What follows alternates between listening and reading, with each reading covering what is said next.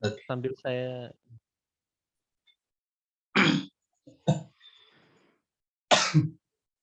Bismillahirrahmanirrahim.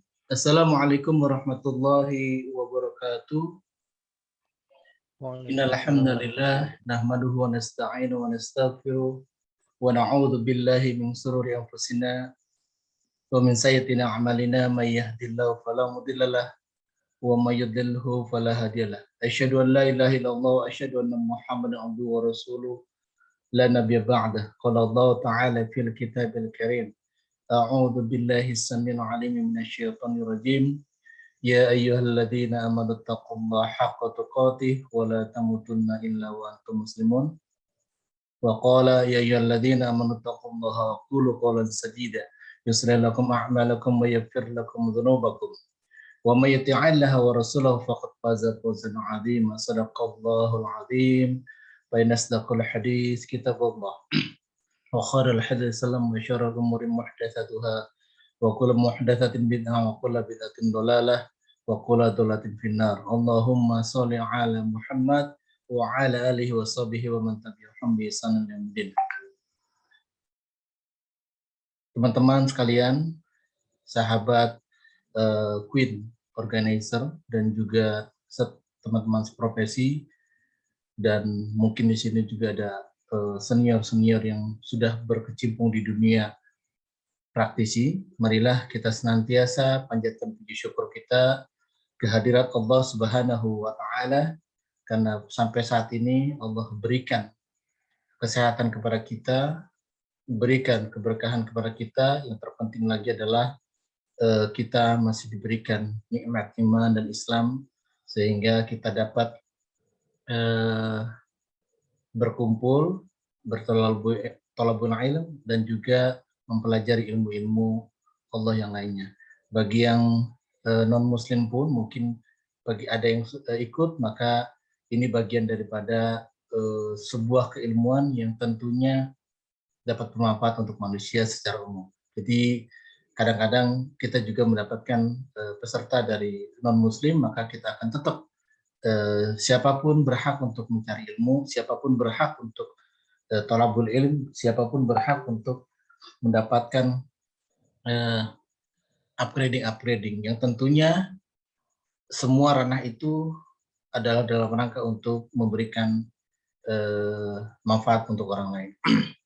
Salawat dan salam senantiasa tercurah kepada qudwatun kita Nabi Muhammad SAW, kepada keluarganya, sahabatnya, tabi'in, tabi'in, serta orang-orang yang senantiasa istiqomah di dalamnya. Dan juga mudah-mudahan kita termasuk orang-orang yang dapat kembali menjadikan katakanlah ilmu kita itu bermanfaat untuk manusia, sehingga apapun yang kita lakukan itu akan bernilai pahala di sisi Allah Subhanahu wa taala. Salawat dan salam senantiasa tercurah kepada putra-putra kita. Sekali lagi, kita harus ada panutan untuk mendapatkan sebuah kaidah keilmuan, maka tentunya ini juga menjadi landasan agar segala pola hidup kita juga harus berkesesuaian dengan yang benar. Teman-teman seprofesi, sejawat, seperjuangan, kembali lagi saya sharing dengan teman-teman sekalian. Ini adalah sebuah sharing yang mungkin teman-teman sudah pernah mendapatkannya, tetapi kembali lagi kita membuka diri untuk mencari dan terus mencari, perbanyak keilmuan, perbanyak guru, perbanyak katakanlah referensi-referensi, sehingga kita tidak mudah taklid, tidak mudah hizbi, tidak mudah katakanlah kita bahasanya adalah selalu satu itu saja. Maka kita harus berbanyak. Guru itu disyariatkan untuk memperbanyak ilmu. Sebelum kita beranjak kepada materi-materi yang mungkin cukup lumayan banyak ini, saya ingin menyampaikan dua slide nanti, maksudnya dua materi. Satu slide ini cukup panjang, satu materi lagi mungkin nanti tinggal ditentukan oleh teman-teman sekalian kapan kita adakan kembali. Kita buka dengan baca basmalah. Bismillahirrahmanirrahim.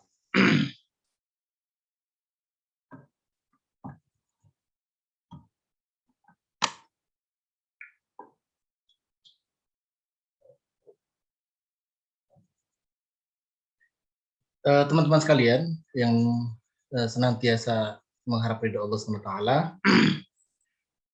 kita materi hari ini adalah cukup menarik, sangat menarik, ya, luar biasa, karena memang ini adalah prinsip dasar seorang katakanlah warga Indonesia harus memahami herbal Nusantara, ya, harus betul-betul paham prinsip dasar herbal, baik itu secara definisi BP POM dan sebagainya, dan bahkan WHO. Tetapi hari ini saya ingin menyampaikan beberapa kategori-kategori herbal yang tentunya berdasarkan farmakologis, khasiat dan sebagainya. Nah, untuk sesi berikutnya saya akan jelaskan definisi, kemudian diagnosanya, bahkan termasuk cara meraciknya, ya. Dan ini sebuah yang luar biasa tahapannya, artinya paham dulu herbalnya, kemudian kita tahu diagnosanya, kemudian kita tahu cara meraciknya.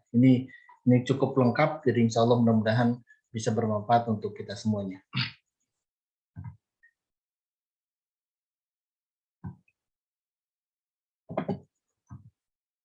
Oke, teman-teman sekalian, saya ingin mendapatkan sebuah gambaran. Kita ingin mendapatkan sebuah gambaran apa itu herbal. Herbal adalah segala jenis atau tanaman atau tumbuhan yang memiliki khasiat yang dapat digunakan sebagai obat. Itu walaupun definisinya panjang, baik itu akar, baik itu kemudian daun, baik itu mungkin katakanlah ranting, ataupun bahkan termasuk juga yang ada di alam yang lainnya, hewan dan yang lainnya. Maka itu semua adalah jenis tanaman atau herbal. Tetapi spesifik di sini kita membahas dulu kaidah tanaman atau tumbuhan yang ada di Indonesia. Kemudian teman-teman sekalian, tanaman atau rempah ini juga dijumpai banyak sekali. Tanaman hias, tanaman pangan, tanaman pagar, tanaman buah-buahan, tanaman hutan, semak, itu adalah bentuk-bentuk daripada herbal. Jadi kita juga tidak bisa menjadikan katakanlah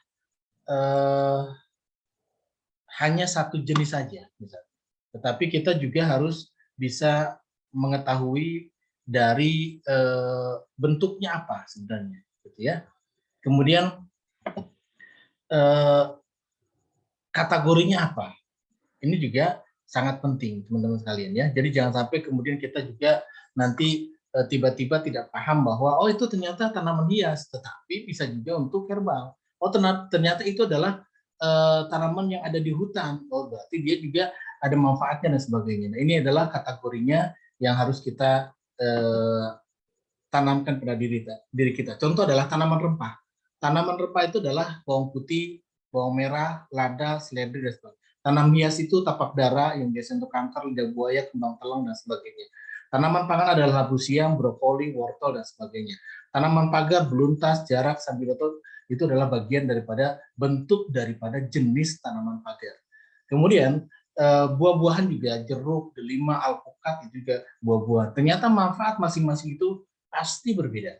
Bahkan nanti ada analogi-analogi atau perumpamaan-perumpamaan bahwa herbal tersebut berbentuk apa, warnanya apa, kemudian itu berhubungan dengan khasiatnya apa, organ apa yang kemudian berhubungan dengan warna dan bentuk daripada buah ataupun tanaman tersebut. Ini luar biasa. Dan sebenarnya ini menjadikan sebuah esensi bahwa dalam kitab klasik Tibbun Nabawi, alhamdulillah saya belajar 3 tahun dengan Sinso Suparisno atau Abu Muhammad Al-Khianji. Ternyata beliau sampaikan bahwa yang disebut dengan pengobatan itu hanya 2, yaitu ad-dawa wal himyah. Apa itu ad-dawa? Adalah sebuah obat. Obat itu apa ya? Obat yang sesuatu ketika dia sakit jadi butuh obat, gitu ya. Ini penting saya ingin memberikan sebuah gambaran bahwa hanya ada dua, yaitu yang pertama tadi ad-dawa, sifatnya adalah untuk obat, untuk mengobati, dan obat di sini adalah konteksnya ya ketika dia sakit ya berobat. Contoh yang paling sederhana adalah habatus soda. Habatus soda adalah obat dari segala jenis penyakit ila asyam misalnya. Berarti dia jenisnya adalah secara definisi saja sudah obat. Berarti peruntukannya ya untuk obat. Bagaimana caranya ketika dia menjadi tidak obat? Ya, nanti ada caranya lagi kembali. Kemudian yang kedua adalah alhimia. Alhimia itu pola hidup, keteraturan hidup, pola makan, pola minum dan sebagainya. Ini bagian daripada ya disebut dengan alhimia. Ketika dia tidak sakit, maka tidak perlu diobati. Dia perlunya adalah alhimia. Alhimia itu adalah pola makan, pola hidup, pola keteraturan dan sebagainya. Nah, esensi daripada pola hidup, pola makan dan sebagainya menurut kitab Fasik dan Tibbun Nabawi adalah apa? Herbal. Ya. Ini luar biasa. Kenapa saya sampaikan bahwa kadang-kadang teman-teman sekalian, orang itu tidak butuh terapi. Orang itu tidak butuh berbagai jenis macam-macam tindakan yang luar biasa. Cukup dengan herbal sebenarnya. Tetapi tadi, bagaimana dengan terapi? Ya harus. Kenapa? Karena terapi adalah sebuah tindakan intervensi atau tindakan terapi dari luar. Sementara herbal sifatnya dari dalam. Perlu dikolaborasikan, walaupun herbal sendiri ada yang dari luar, dengan dioles dan sebagainya. Ini gambaran ke depan kita akan bicara panjang mengenai konsep sebuah herbal. Kemudian tanaman hutan juga ada mimba, ada pasak bumi, jati Belanda, dan sebagainya. Semak itu ada alang-alang, ada sawi langit, lenglongan, dan sebagainya. Ini luar biasa. Jadi nanti kita akan bicara banyak mengenai sebuah konsep herbal itu sendiri. Kemudian, kenapa kita harus memilih herbal? Kenapa kita harus minum herbal? Kenapa kita harus kemudian kok menjadikan herbal ini sebagai obat? Nah ini, ternyata dalam sebuah prinsip dasar obat kimia sintetis itu luar biasa banyak kelemahannya teman-teman sekalian. Kenapa? Karena ternyata selain di sini disampaikan efek samping, kurang efektif, kemudian harga cenderung tinggi atau mahal, harus dilakukan dengan tenaga medis atau mungkin resep dokter dan sebagainya. Jadi ada beberapa hal yang kadang-kadang kenapa harus dengan resep dokter? Karena ketika tidak mendapatkan resep dokter, obat ini dikonsumsi berlebih atau mungkin salah dalam tatanan konsumsinya, bahkan berbahaya. Itu. Kenapa kemudian efek sampingnya langsung atau yang terakumulasi? Karena sebenarnya konsep pengobatan obat kimia itu memang ada efek sampingnya. Buktinya apa? Silakan teman-teman sekalian lihat di kemasan. Itu mesti ada efek samping. Ya, alhamdulillah saya sudah pernah kuliah medis, jadi saya farmakologi 2 semester, itu ternyata menjelaskan bahwa seluruh obat kimia sintetis itu pasti ada efek sampingnya. Ya tadi, berdasarkan apakah dia harus 2 kali, 1 kali, harus resep dokter, itu yang paling penting. Ya, jadi tolong teman-teman di sini pahami bahwa kenapa kemudian ini menjadi sebuah efek samping. Itu permasalahannya. Yang kedua adalah kurang efektif untuk penyakit tertentu. Kenapa? Teman-teman sekalian, mohon maaf, kalau kimia atau obat kimia sintetis itu sebenarnya adalah mengambil satu zat aktif yang ada di dalam daun. Dalam sebuah konsorsium WHO menjelaskan bahwa itu juga sebenarnya disampaikan di pelatihan Aspetri gitu ya. Saya tahun 2009 itu kalau tidak salah. Itu pelatihan Aspetri itu menyampaikan beliau bicara di WHO, satu daun itu mengandung 1000 zat aktif. Satu daun. Masya Allah, luar biasa.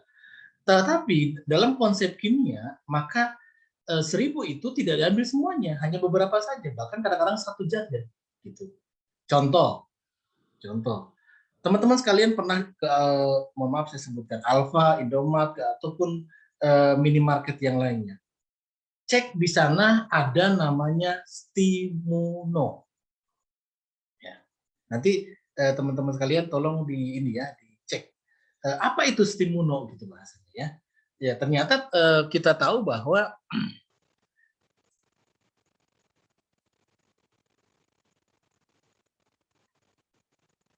kalau teman-teman sekalian bisa tahu ya, bisa tahu Stimuno itu apa, ternyata komposisinya itu eh, adalah Phyllanthus urinaria. Apa itu? Meniran. Dan ternyata meniran ini tanda kutip akan diakuisisi atau diambil zat aktif katakanlah diambil hak patennya oleh Amerika, dengar-dengar. Kenapa? Karena di meniran tersebut ada zat aktif yang dapat memperkuat atau menjadikan imunitas kuat atau antibodinya menjadi naik. Hanya zat aktif satu ya dari Phyllanthus urinaria yaitu meniran. Itulah yang kemudian prinsip dasarnya adalah satu, berarti tadi kalau kita berbicara sebuah kaidah holistik, komprehensif, timbun nabawi dan sebagainya, maka idealnya adalah apapun itu harusnya diambil semuanya. Kenapa? Contoh, kaidah lalat ketika masuk ke air minum kita, ke kopi kita, bukan dibuang. Dicelupkan, walaupun mungkin tanda kutip agak jijik, dicelupkan, kemudian baru dibuang dan tetap diminum. Tidak mubazir, temannya setan. Kemudian juga kita tahu paham kaidahnya satu racun, satunya lagi adalah sebagai apa istilahnya obat. Ini penting. Jadi artinya adalah ini disebut dengan kurang efektif untuk penyakit tertentu. Harga cenderung tinggi mungkin, tapi kalau obat generik mungkin agak murah. Tapi sekali lagi kalau untuk obat-obatan yang spesialis itu bisa agak mahal. Kemudian kenapa ada herbal? Karena herbal mempunyai kelebihan. Efek sampingnya yang hampir tidak ada jika penggunaannya benar. Ini perlu digarisbawahi. Buka muka tuh. Iya. Halo, jika kemudian efek samping ini kenapa sampai kemudian tidak ada atau hampir tidak ada? Karena memang katakanlah ini menjadi sebuah dasar apapun konsumsinya salah, misalnya ketika kita konsumsi herbal maka belum tentu kemudian dia akan bermasalah. Nah tadi segala sesuatu tetap butuh ilmunya. Dalam jangka waktu tertentu dia akan jadi masalah misalnya. Tidak kemudian serta-merta dia masalah. Atau bisa jadi karena dia mungkin hanya kontraksi saja atau terjadi kontradiktif di dalamnya. Tetapi sekali lagi tidak akan mengakibatkan kematian jika tadi di stop terlebih dahulu. Karena konsep herbal itu tidak boleh lebih dari 3 bulan, kemudian dia harus recovery dengan herbal yang lainnya, kemudian balik lagi. Seperti itu. Jadi tidak boleh dalam jangka waktu lebih dari 3 bulan, dalam sebuah penelitian jurnal itu bisa mengakibatkan fungsi ginjalnya masalah. Jika monoton, sekali lagi. Dan itu sifatnya tunggal, bukan formula. Gitu ya. Kemudian, efektif untuk penyakit tertentu yang tidak bisa dilakukan obat kimia. Ya tadi, obat kimia hanya mengambil satu jenis zat aktif saja. Walaupun dia fokus, walaupun dia masuk ke DNA-nya, masuk ke selnya, masuk ke penyakit tersebut, tetapi dia tidak bisa menetralisir penyakit yang lainnya. Dia tidak bisa menjadikan keseimbangan di dalam tubuhnya. Itu. Inilah yang kemudian harus kita pahami bahwa dia cepat karena dia fokus kepada satu penyakit. Tetapi ternyata kefokusan ini menjadi sebuah masalah untuk organ yang lain ketika ada efek daripada keseimbangan dalam sebuah organ. Gitu. Ya, ini penting sekali saya sampaikan. Jadi agar kita paham dasarnya dahulu. Jadi jangan kita kemana-mana dahulu. Yang penting kita paham dasarnya, kita paham kaidahnya, kita paham prinsipnya. Gitu. Kemudian efektif untuk penyakit tertentu yang tidak bisa dilakukan obat kimia. Teman-teman sekalian yang dirahmati Allah SWT, ya, ini luar biasa ya. Banyak sekali penelitian hari ini sampai detik ini dunia saja WHO itu sudah merekomendasikan herbal. Bahkan harusnya sambiloto sebagai obat COVID katakanlah, sebagai antibodi dan sebagainya, itu banyak sekali di Indonesia, tapi kemudian yang di license adalah Thailand. Padahal kita boleh bandingkan berapa banyak herbal sambiloto katakan di Thailand dan di Indonesia. Tapi tadi makanya intinya adalah dunia mengakuinya. Bahkan teman-teman sekalian, ketika saya mencoba untuk mencari tahu dari awal COVID muncul, itu sebenarnya sudah ada herbal secara jurnal. Apa itu jahe? Luar biasa, ya. Dia akan menjadikan radang paru-parunya juga akan buyar dan kemudian dia akan lebih karena apa? Karena konsep tadi orang yang terkena COVID yang sudah positif itu kesannya itu seperti cairannya penuh dengan paru-parunya penuh dengan cairan. Nah, bagaimana caranya cairan itu kemudian tersalurkan ke urin, ke ginjal, ke kandung kemih? Maka harus dihangatkan. Gitu. Dengan apa? Dengan jahe. Termasuk orang yang tadi kondisi-kondisi COVID itu sendiri, ya kemudian batuk, kemudian dia juga lemas dan sebagainya. Maka cari herbal-herbal yang sifatnya tonifikasi, menghangatkan. Ya.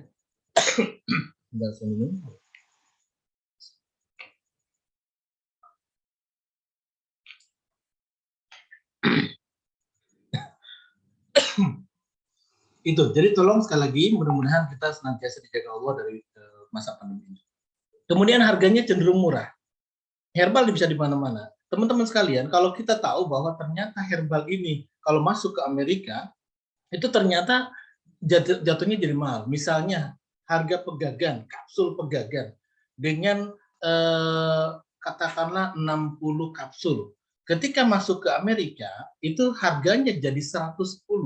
Tapi ketika kemudian dari kita sendiri, termasuk saya sendiri, itu memproduksi hanya menjual waktu itu 20.000. Ya, itu pun 20.000 adalah harga jual, sekali lagi ya, bukan harga beli gitu. Nah, ini menjadi sebuah kaidah bagaimana caranya ternyata kalau kita pahami sederhana itu sangat murah, bahkan sangat efektif ada di lingkungan kita sendiri. Tidak percaya, buktikan. Saya ingin membuktikan kepada teman-teman sekalian, profesi dimanapun berada di seluruh Indonesia ini, di Nusantara, mungkin di sini ada yang dari beberapa daerah, silakan pulang kampung, cek di kampungnya ada tanaman herbal apa. Kenapa? Karena ini yang berkata ulama, Ibnu Qayyim al-Jauziyah mengatakan bahwa herbal itu berdasarkan wilayahnya, daerahnya, konturnya, kebiasaannya, pola makannya, pola kehidupannya, maka seluruhnya ada di situ. Pada prinsipnya tidak perlu kita keluar beli. Pada prinsipnya kita tidak perlu harus kemudian sibuk kemudian menjual dan sebagainya. Pada prinsipnya. Tetapi banyak orang yang ribet, repot dan sebagainya. Sehingga dibutuhkan katakanlah yang simpel, yang praktis. Maka belilah dalam bentuk kapsul dan sebagainya. Sebenarnya sederhana. Nah, prinsip lagi satu yang perlu harus kita garis bawahi adalah ketika herbal di suatu daerah itu dominan atau mendominasi, maka itu menjadi sebuah efek bahwa di tempat tersebut, di wilayah tersebut, itu ternyata pasti korelasinya dengan penyakit yang banyak di sekitar itu. Allah Maha Adil, Allah Maha Besar, sehingga kita tidak perlu kemudian sibuk dengan sebuah fenomena pengobatan yang kemudian kita harus beli ya. Ini jangan minded kepada sebuah konsumeristik ya, konsumtif lah ya. Sehingga nanti malah kita mindset kita jadi kecil, pendek gitu ya. Padahal sebenarnya sangat sederhana. Ya, satu, kita butuh keilmuan. Yang paling penting lagi kita butuh keyakinan.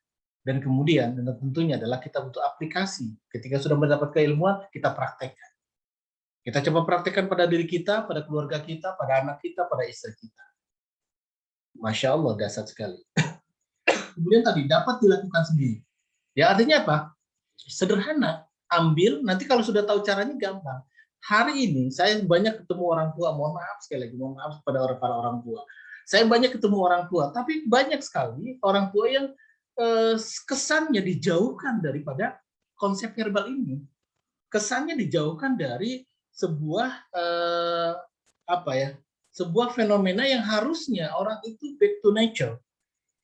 Kembali ke alam, kembali ke fitrah, kembali kepada sesuatu yang alami. Yang itu adanya di alam. Dan hanya kemudian tinggal diolah sedemikian rupa selesai. Itu yang menjadi sebuah landasan bahwa jangan sampai kemudian kita punya paradigma yang sempit sehingga kita karena sekarang mohon maaf sekali lagi rumah sakit besar-besar di kampung di daerah, tetapi tadi kita terpana dengan hal-hal seperti itu. Ya, sebagai seorang herbalis, sebagai seorang paham herbal, sebagai seorang yang sudah belajar herbal, praktikkan. Itu ajakan saya kepada antum semuanya, kepada Bapak Ibu. Ya, jadi jangan sampai kemudian nanti itu menjadi sebuah kesulitan buat kita. Kemudian apa? Herbal bisa diandalkan? Ya. Kenapa? Karena dia mempunyai aspek kebenaran dalam farmakologi atau farmakologis. Kenapa mempunyai aspek kebenaran? Karena seluruh herbal yang ada di dunia, dimanapun, itu berhubungan dengan sebuah kaidah farmakologi. Apa itu farmakologi? Rumus dasar sebuah zat kimia dalam herbal tersebut. Yang tentunya diurai sedemikian rupa, disesuaikan dengan kondisi tubuh, disesuaikan dengan penyakitnya, disesuaikan dengan penelitiannya. Inilah mempunyai aspek kebenaran. Jadi tidak mungkin sebuah herbal tidak farmakologi atau farmakologis. Kemudian yang kedua, dia mempunyai bukti historis empirik turun-menurun. Zaman dahulu, sebelum ada rumah sakit, sebelum ada klinik, sebelum ada farmasi, maka ini menjadi sebuah penting. Kita buktikan bahwa nenek kita, turunan kita itu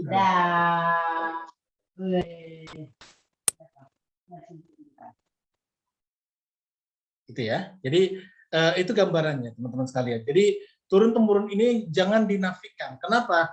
Ternyata ini menjadi sebuah keyakinan yang dasar dan sampai detik ini orang yang mempunyai prinsip dasar empiris atau keturunan toh sehat-sehat saja. Toh mereka bahagia. Toh mereka juga kemudian bisa katakanlah bisa mempunyai keyakinan terhadap sebuah penyakit dan itu terbukti, gitu ya, itu terbukti. Itulah butuhnya sebuah empiris atau turun-temurun. Kemudian tidak ada atau minim efek samping dibanding obat kimia sintetis. Sekali lagi bukan, ini saya tambahkan sintetisnya. Kenapa? Karena zat aktif dalam sebuah daun itu disebut juga zat kimia, gitu ya. Tetapi dia apakah dia sintetis atau alami? Kemudian yang keempat adalah telah diresmikan atau direkomendasikan oleh Menteri Kesehatan. Herbal juga luar biasa. Tadi saya sampaikan di awal, WHO, Kemenkes, Dinkes, itu sekarang sudah mulai kembali. Bahkan tahun 1929 itu sudah diprediksi suatu saat akan kembali kepada alami. Suatu saat akan kembali kepada sebuah holistik. Suatu saat akan kembali kepada hal-hal yang sifatnya kembali ke fitrah. Tergantung kita maunya kemana. Kita dihadapkan pada sebuah pilihan.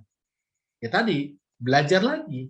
Bagaimana kita untuk bisa meyakinkan kalau kita tidak belajar, kita tidak thalabul ilm, kita tidak mencoba untuk mencari tahu, kita tidak mencoba untuk upgrading seperti ini. Ya tentunya kita akan dibutakan, bahkan dijauhkan. Dan itu adalah bagian daripada grand design Primanson, menurut yang saya ketahui. Silakan cek buku-bukunya. Kemudian terbukti semakin banyak perusahaan farmasi yang memproduksi herbal terutama di negara maju. Ini penting. Tahun 1924 pasca kejatuhan daripada khilafahan itu mulai berdirinya pabrik-pabrik, kalau bahasa ininya adalah pabrikasi, yang ternyata mereka semua mulai beralih kepada sebuah konsep teknologi modern. Walaupun dari sisi yang lainnya tentunya ada positifnya, tetapi dalam konsep yang lainnya itu juga ada banyak negatifnya. Ya, contoh sederhana, susu saja. Kita nggak tahu mereknya apa saja lah. Itu ternyata tidak bisa, Bapak Ibu sekalian. Itu enzimnya sudah mati karena dia sudah dipanaskan 8.000 derajat Celcius pada saat ketika di pabrik.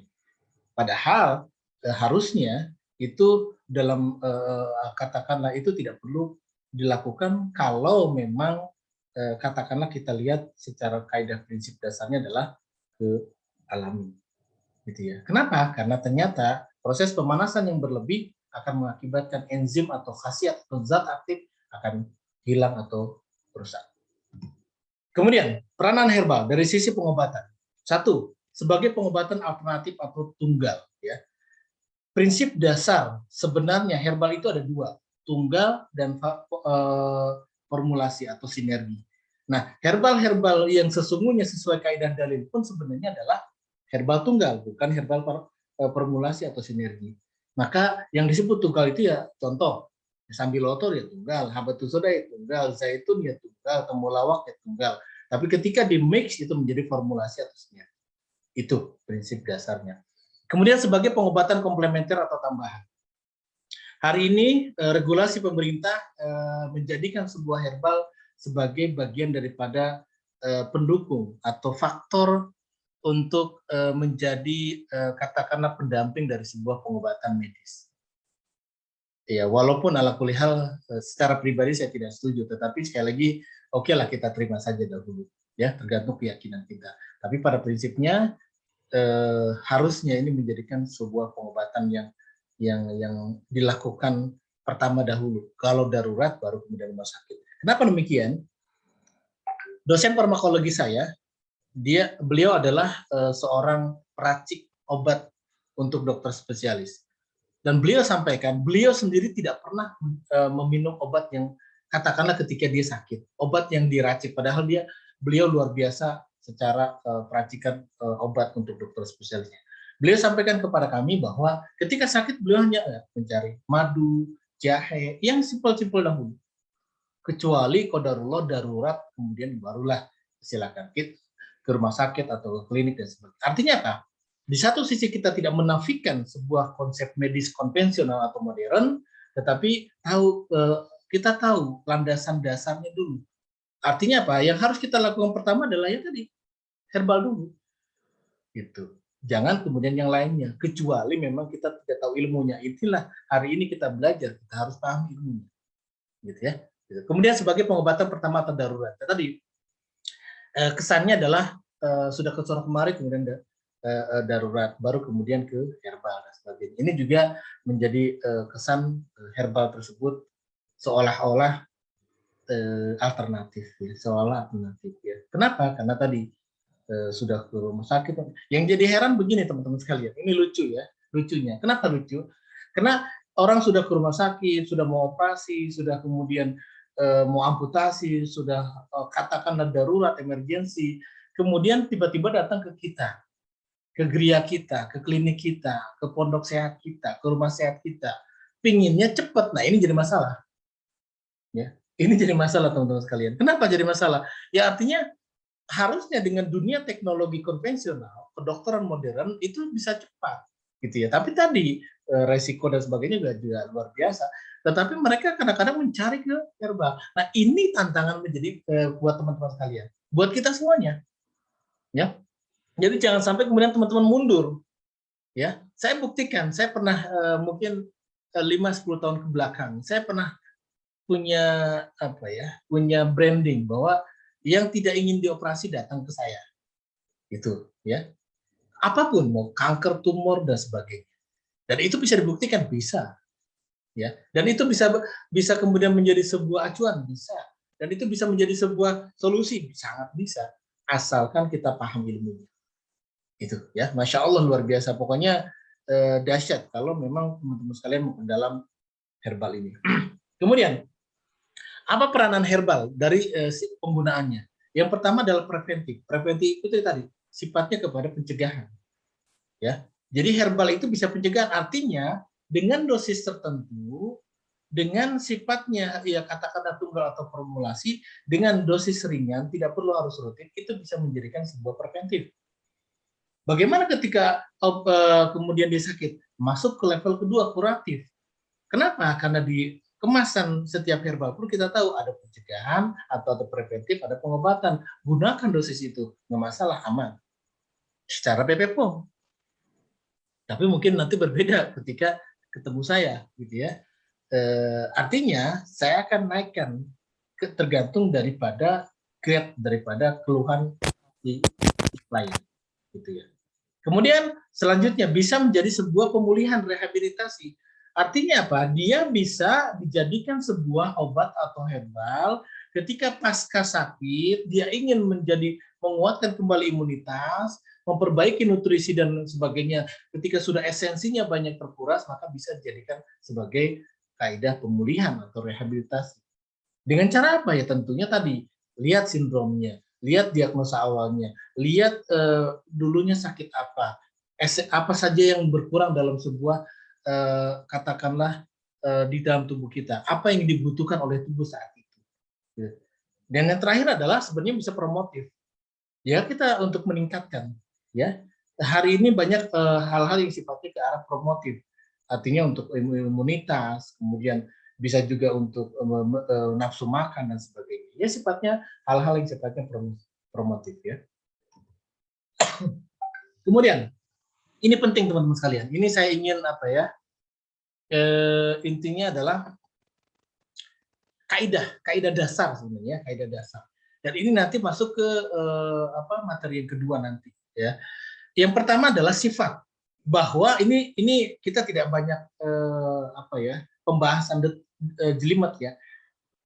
Sebenarnya secara umum bahwa hanya ada dua, bahwa herbal itu sifatnya dingin atau sejuk, dia digunakan untuk penyakit yang sifatnya panas atau hangat.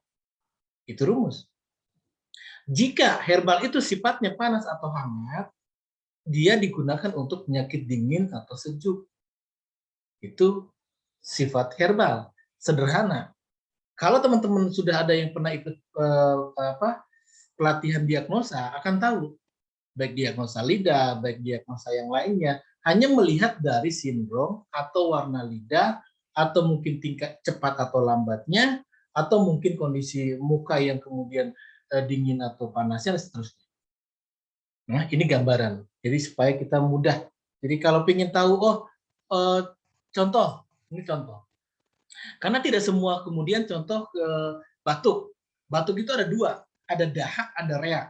Ada dahak, ada reak. Yang pertama adalah dahak. Dahak itu sifatnya lembab. Berarti jangan diberikan herbal yang sifatnya dingin atau sejuk. Kenapa? Lembab itu terdiri dari sebuah cairan. Ketika diberikan yang dingin dan sejuk, maka dia makin menggumpal. Gitu. Nah, bagaimana herbalnya? Cari yang sifatnya hangat. Jahe kah, kencur kah, dan seterusnya. Habatus soda kah, itu yang sifatnya hangat. Untuk memecah daripada dahak tadi.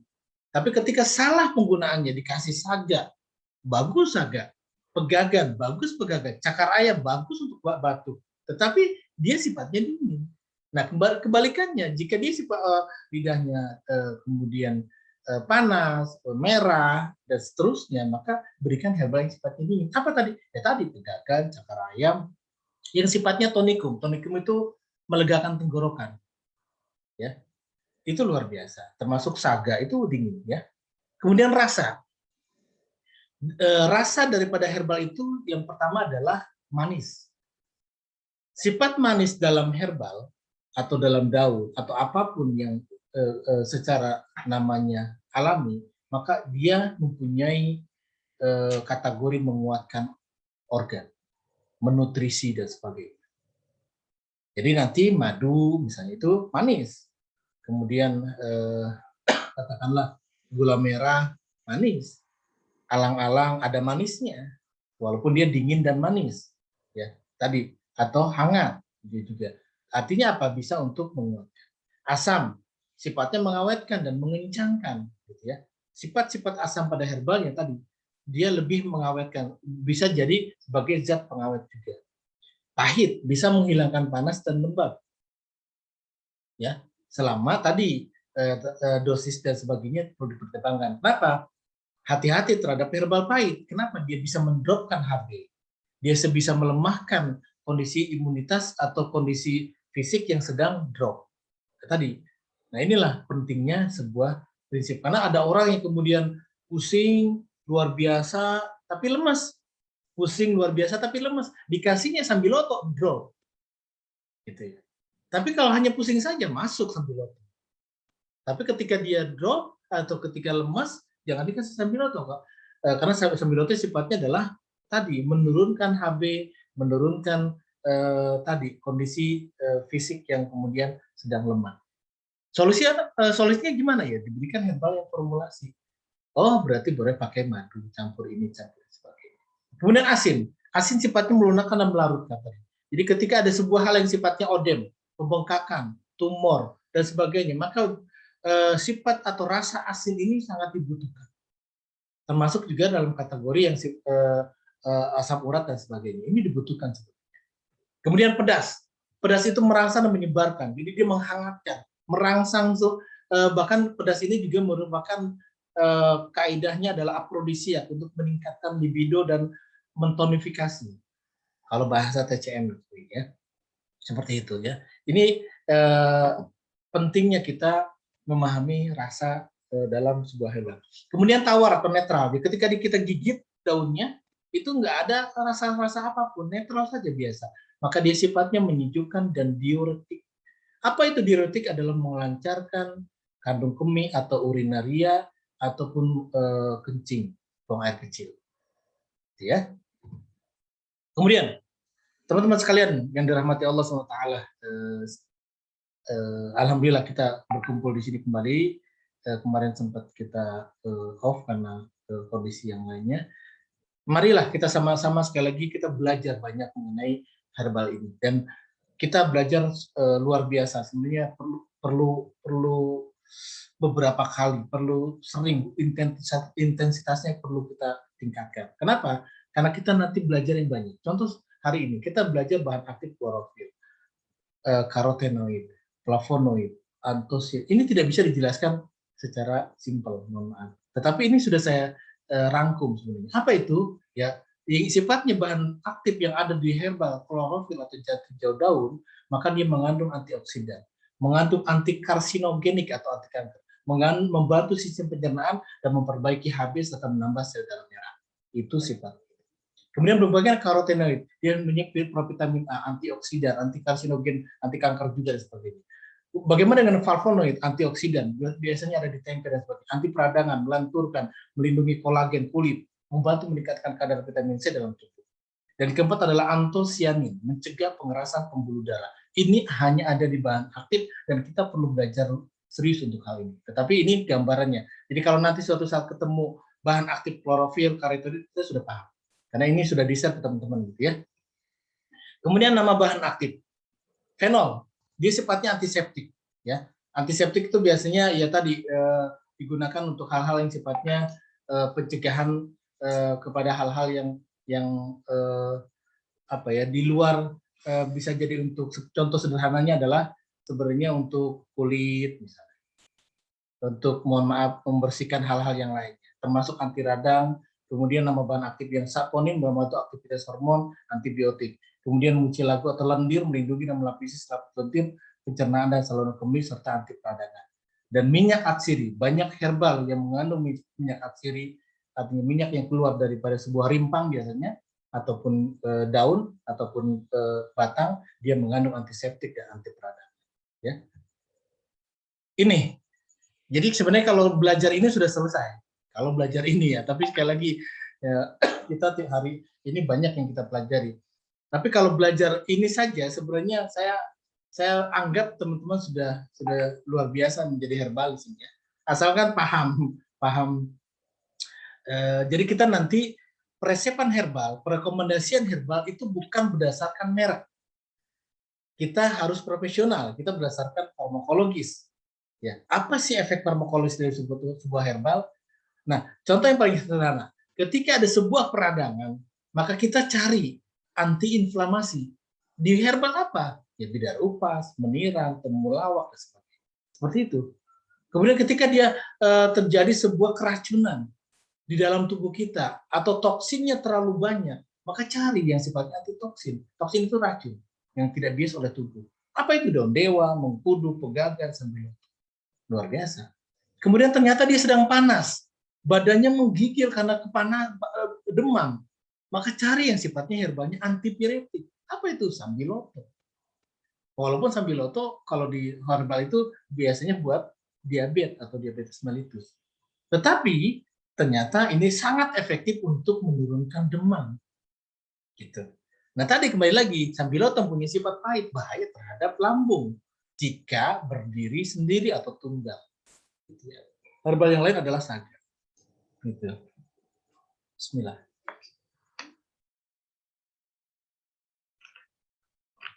Kemudian ini ketika banyak kuman, ketika kondisi antibodi kita menurun, ketika imunitas kita menurun, ketika kondisi fisik kita menurun. Ketika mungkin banyak hal bakteri dan sebagainya, maka kita butuh antibiotik. Di mana dapat ada antibiotik? Ada sambiloto, daun sendok, temulawak, dan lain-lain. Kemudian kena kata kita virus. Kita banyak hari ini virus, mau virus corona, mau virus apapun gitu ya. Termasuk ini sebenarnya kanker. Saya malah lebih cenderung juga di kanker luar biasa. Tetapi kita bahas antivirus. Ketika kita diponis oleh medis, dokter, ternyata virus kita luar biasa mudah terkena virus. Bahkan cenderung hari ini banyak virus-virus bertebaran. Walaupun secara kasat mata kita tidak tahu, maka bagaimana caranya supaya bisa melemahkan virus? Minum kladitikus, minum meniran, minum sambiloto. Nah, ketika kemudian ternyata dia terjadi sebuah sumbatan pembuluh darah, jantungnya bermasalah, darahnya kental, darahnya tidak, kemudian tensinya tinggi, maka dia harus mencari herbal antikoagulasi atau antikoagulan. Apa definisinya? Mencairkan gumpalan darah. Dan herbal satu-satunya di Indonesia secara koagulannya yang luar biasa ada di daun dewa. Ya, tambahannya kemudi putih, tapi daun dewa paling kuat untuk herbal untuk mencairkan gumpalan darah. Kemudian anti kanker, ya, dia mencegah sambung nyawa, daun dewa, sambiloto, kemudi putih, dan tadi kladitikus itu sendiri. Jadi ini adalah anti-anti ini harus dipahami sehingga kita paham, oh iya dia kena kanker, kasih anti kanker. Oh dia ternyata kena virus, kasih antivirus. Oh dia ternyata demam, kasih antipiretik. Gitu. Kemudian analgesik. Analgesik ini adalah sebuah kaidah medis juga. Orang yang asam uratnya, orang yang kemudian osteoartritis, biasanya hanya dikasih analgesik. Sendinya lagi sakit, lagi nyeri, dikasihnya analgesik. Tapi mohon maaf, saya ingin memberikan sebuah bahasanya sih sharing saja. Herbal, mohon maaf, obat kimia analgesi jika dikonsumsi dalam jangka waktu yang lama, dalam sebuah penelitian itu sebenarnya bisa mengakibatkan gagal ginjal.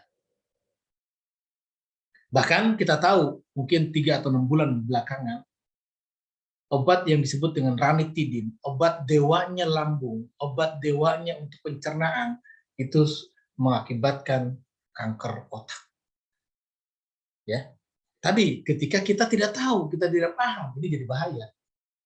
Kita tidak paham, oh komposisi obat kimianya apa, kemudian efeknya apa, maka jangan salahkan. Kenapa? Saya alhamdulillah beberapa kali di rumah sakit cuma menelaah. Kenapa kok? Apa kaitan antara tumor prostat di operasi prostat kena otak? Gitu ya. Kenapa kemudian setelah sakit ini nanti muncul penyakit yang lain? Nah, itulah ya. Wallahu a'lam bishawab. Jadi sekali lagi tolong kita harus benar-benar belajar untuk bisa lebih maslahat minimal untuk keluarga kita. Kemudian dia ternyata sakit kencingnya. Tadi mengurangi sakit apa? Bisa gurih, kiplukan, dan bidara upas. Itu silakan dikonsumsi. Kemudian diuretika. Diuretik itu adalah meningkatkan pembuluh jika dia berhubungan dengan prostat, kencingnya sulit, kemudian dia kok odem pembengkakan, maka yang paling efektif adalah bagaimana caranya memberikan herbal eliminasi yang berhubungan dengan fungsi ginjal. Apa itu? Hampir semua herbal. Yang warnanya apa? Warnanya hijau. Selesai. Gitu ya. Jadi yang sifatnya diuretik ini adalah warnanya hijau, mesti. Itu kenapa? Karena di sini saya disampaikan hampir semua jenis herbal adalah diuretik jika warnanya hijau. Kemudian eritropoiesis. Apa itu? Meningkatkan produksi darah merah. Kenapa dibutuhkan ini, teman-teman? Ini juga yang kadang-kadang orang panik. Kenapa panik? Apa contoh kasus penyakitnya? Autoimun. Apa itu autoimun? Sel darah putih yang mendominasi sel darah merah. Berarti apa? Bisakah sel darah putih diambil? Tidak bisa. Bisakah kemudian darah itu kemudian serta-merta ditambahkan? Tidak bisa juga. Maka cari herbal untuk meningkatkan produksi darah merah. Apa itu darah? Tapak darah, sambung darah, atau sambung nyawa. Bisa. Ya, ini yang kadang-kadang orang panik duluan, padahal sudah ada solusi. Kemudian hemostatik, menghentikan pendarahan. Apa contohnya? Sinus. Dia gampang sinusan, kemudian dia banyak, bahkan bisa terjadi ke telinga, mata, dan sebagainya. Kenapa? Kontraksi jantung terjadi. Solusinya apa? Hentikan pendarahan dengan herbal hemostatik. Apa itu? Pegagan, tapak darah, kunyit putih. Plus, kalau sebagai seorang konsultan relaksasi atau berikan nasihat atau berikan ketenangan dan sebagainya. Karena kondisi pembuluh darah yang menyempit menandakan kondisi psikologisnya sedang tegang. Jadi bagaimana caranya melebarkan itu supaya kemudian darahnya lancar. Terjadinya kontraksi, pecahnya pembuluh darah itu karena kondisi penyempitan pembuluh darah yang terus semakin lama semakin tegang dan akhirnya ada iritasi dan pecah pembuluh darah. Gitu ya, walau soal. Kemudian tadi tambahan lagi, hipotensif, apa yang menurunkan tekanan darah. Tadi kalau orang sudah darahnya rendah, tensinya sering rendah, dikasih sambal untuk drop, antum salah. Bapak Ibu sekalian, mohon maaf, salah diagnosa maksudnya. Makanya penting mempelajari sebuah diagnosa, ya tidak hanya herbal tapi diagnosa. Kemudian pegagan, walaupun pegagan sifatnya rendah, dia tingkat dingin pertama. Kemudian hipoglikemik, menurunkan kadar gula dalam darah. Apa? Ciplukan, mimba, biji mahoni, sambiloto, kemudian bisa juga mengkudu, banyak sekali, luar biasa. Dan satu, saya pernah ini sharing kepada teman-teman sekalian. Ada orang kadar gulanya luar biasa tinggi, selalu tinggi. Dan di rumahnya saya sempat ke Tegal karena saya sudah dianggap seperti saudara. Ke Tegal itu di atas lemarinya itu berbok-bok susu tadi, ya tidak saya sebutkan. Susu untuk menurunkan kadar gula ceritanya. Plus kemudian dia juga meminum namanya, saya sebutkan saja nggak apa-apa, Tropicana Slim. Coba Bapak Ibu sekalian, teman-teman sekalian, cek komposisi daripada Tropicana Slim apa? Aspartam. Apa itu aspartam? Kimia senyawa yang sama dengan gula jagung. Pertanyaannya, apakah itu alami? Di Cina di stop karena ini menimbulkan terjadi kapasitas ataupun kuantiti orang Cina terkena gula darah. Di Amerika sebenarnya sudah ditarik peredaran. Di Indonesia masih luar biasa. Itu. Kemudian tadi kembali.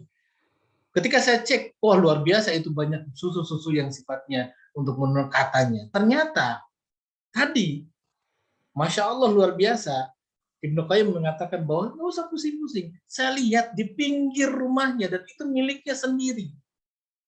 Ada mengkudu yang masak, yang matang-matang luar biasa. Masya Allah. Artinya apa? Konsumsi itu tinggal. Kemudian alhamdulillah dengan izin Allah sudah mulai membaik dan wa'alam bisa saat ini. Tapi intinya ada kabarnya adalah sudah mulai berubah. Ada satu lagi penting. Ketika saya ke Cilacap, Baksos, kakek-kakek dengan kondisi katarak yang luar biasa sampai mengalami kebutaan ataupun glaukoma. Artinya urusan mata yang kemudian dia tidak bisa melihat sekali. Baru saja saya mau nyamperin, karena saat itu saya diminta ke rumah beliau, baru saya mau ketok pintu, saya cek di depan rumahnya, ternyata banyak sekali kitolot. Masya Allah. Kenapa ini tidak dijadikan sebuah gambaran oleh kita bahwa Allah pasti memberikan obatnya di sekitar kita. Tapi yang jadi pertanyaan adalah, apakah kita mau mempelajari itu? Apakah kita mau mencoba untuk katakanlah menggali ilmu itu dan sebagainya? Ya, ini tugas teman-teman sekalian, ya tugas teman-teman dimanapun untuk bisa memberikan edukasi kepada mereka. Kemudian herbal daripada imunostimulator, menjaga dan meningkatkan daya tahan tubuh.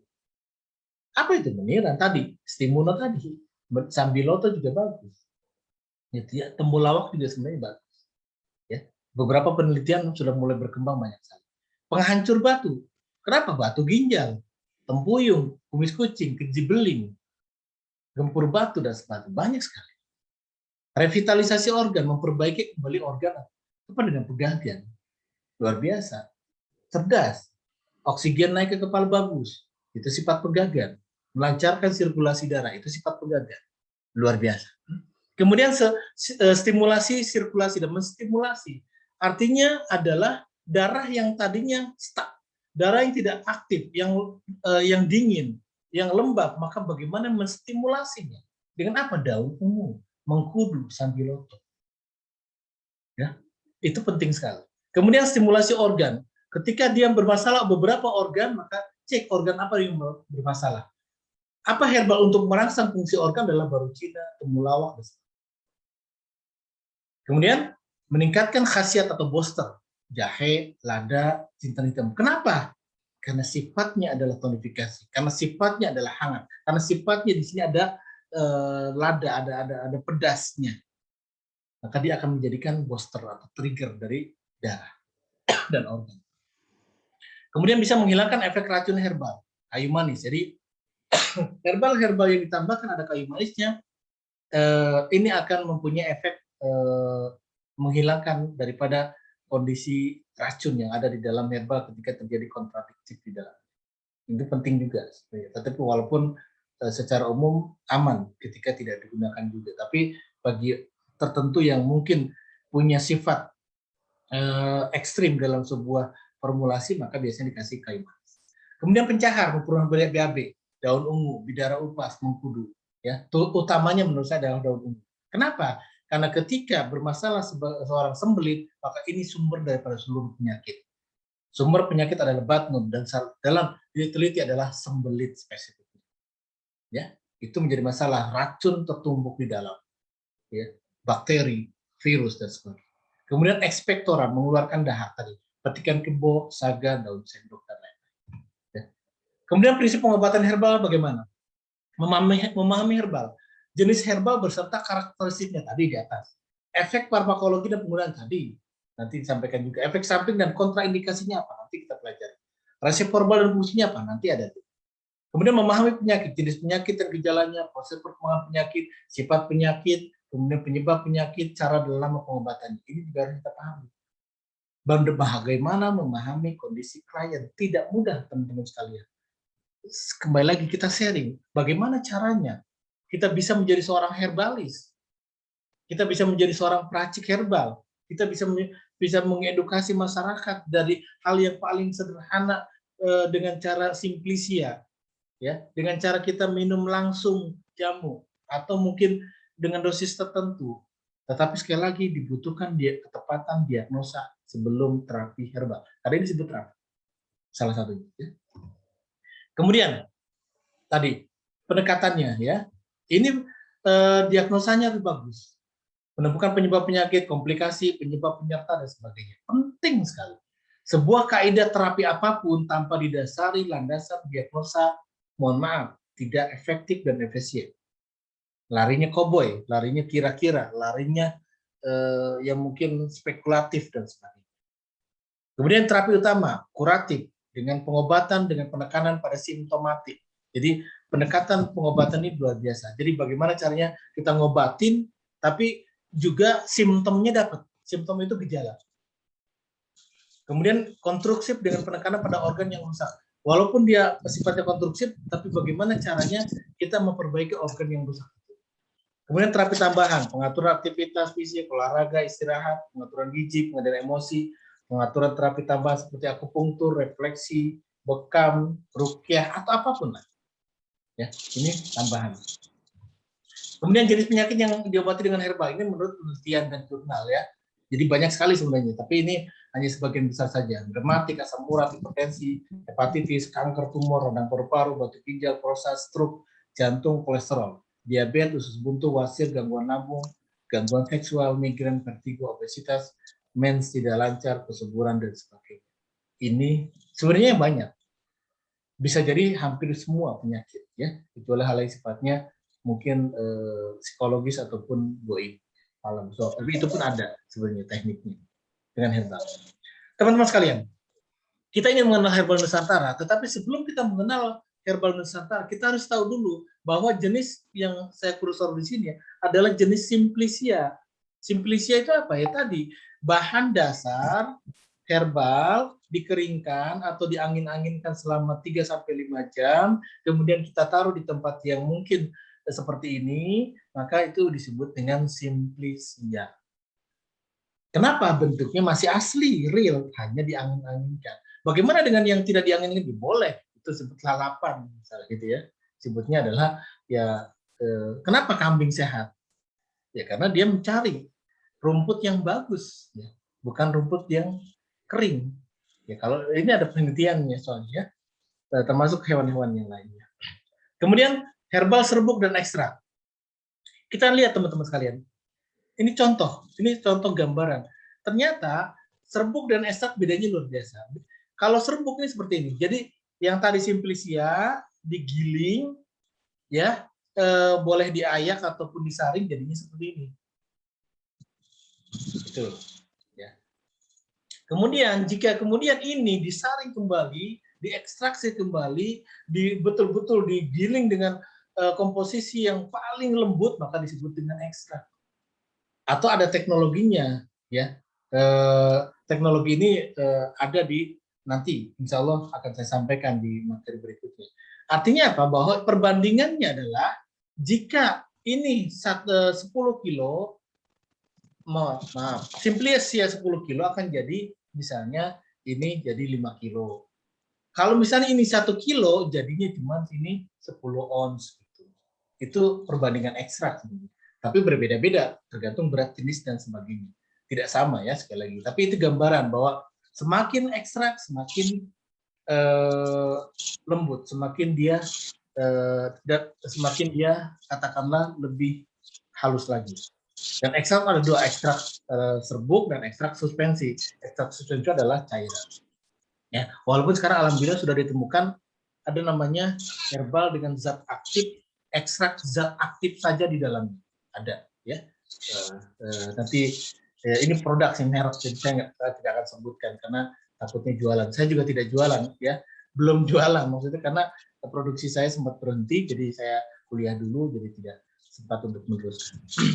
Kemudian ini teman-teman, kita langsung katakanlah apa ya kalau bahasanya itu, kita akan aplikasi.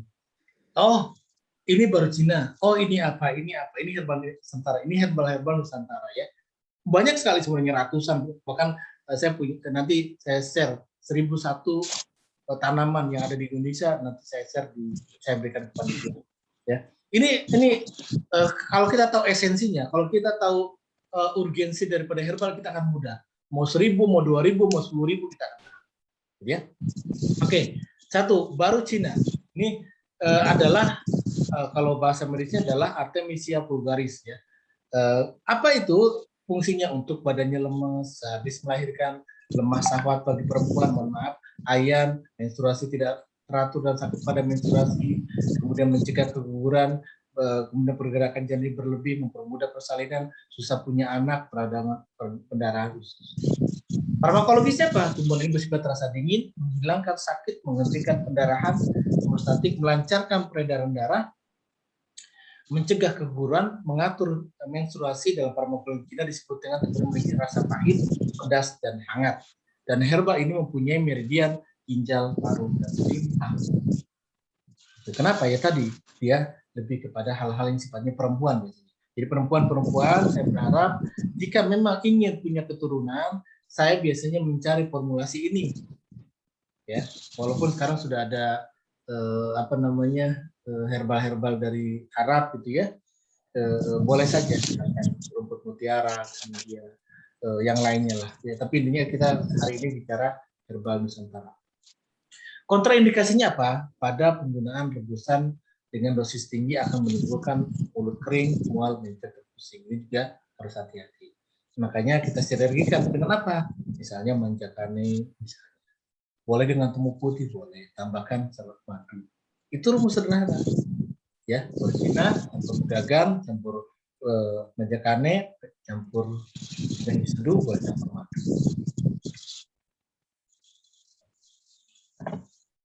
Bidara upas. Ini. Meremia mamosa. Apa fungsinya? Radang usus buntu, muntah darah, tipes, difteri, kencing manis, kanker, kusta, batuk rejan, sipilis, buang air besar, darah, dan lendir. Ini juga penting agar kita dapat apa ya, memberikan sebuah resep bahwa ini saya biasanya ini untuk testimoni saya adalah dia mimisan. Ya, saya berikan ini alhamdulillah. Nanti saya coba untuk tenangkan karena saya juga peruqyah, saya coba ruqyah, alhamdulillah darahnya berhenti. Ya. Tapi tumbuhan ini bersifat anti radang, menghilangkan efek sakit atau fisik, menghilangkan bengkak sebagai pencahar untuk BAB, netralkan racun, penyejuk, dan bagian yang digunakan adalah umbi atau boleh daunnya sebenarnya, tetapi boleh juga boleh ya. Ini saya ingin memberikan sebuah daunnya pun bisa, tetapi mungkin efek umbi itu lebih tinggi dibandingkan efek daun. Brotowali, ini di rumah saya ada, silakan ambil sebanyak mungkin. Ini di rumah saya ada, dia sifatnya tadi punya sifat analgesik, menghilangkan rasa sakit, antipiretik untuk sifatnya peredam demam, menurunkan panas, melancarkan meridian, aliran Qi itu energi ya, atau Qi ya bahasanya. Kemudian dalam farmakologi Cina disebut tumbuhan memiliki sifat sejuk dengan rasa yang pahit. Memang kalau ya silakan cobalah. Artinya kalau herbalis itu jangan takut untuk nyoba ya. Untuk apa dia? Kencing manis, kudis, gatal-gatal, rematik, demam kuning atau demam yang sifatnya ke arah levernya kena, kemudian demam itu sendiri atau panas. Cakar ayam, teman-teman sekalian di rumah kami. Ini juga banyak. Ini sebenarnya adalah tanaman-tanaman liar yang dimanapun bisa kita temui. Kenapa tanaman ini bersifat antipiretik, penurun panas? Jadi kita sebenarnya nggak perlu pusing. Jika kemudian anak kita panas, anak kita kemudian kok kayaknya ada pembengkakan, maka kasih ini. Kenapa? Karena herbal ini selain daripada panas, untuk edema, untuk antitoksin, anti kanker, hemostatik, pembersih darah, dan sebagainya. Bahkan dia juga sifatnya manis dan hangat. Manis dan hangat.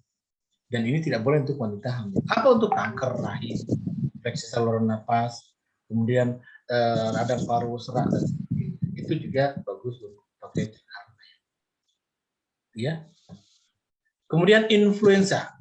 Apa penyakit-penyakit yang bisa diberikan kepada orang yang influenza, sakit tenggorokan, batuk pilek, bronkitis, kondongan, kencing manis, pembengkakan buah pelit, pembengkakan prostat, kasih ciplukan. Apa yang menjadi sebuah dasar kok kita langsung kasih ciplukan? Gampang, lihat bentuknya. Ketika kita melihat bentuknya, analogikan itu, perumpamaan itu sederhana ya. Jadi sebenarnya di alam ini pasti Allah memberikan sebuah perumpamaan, pasti.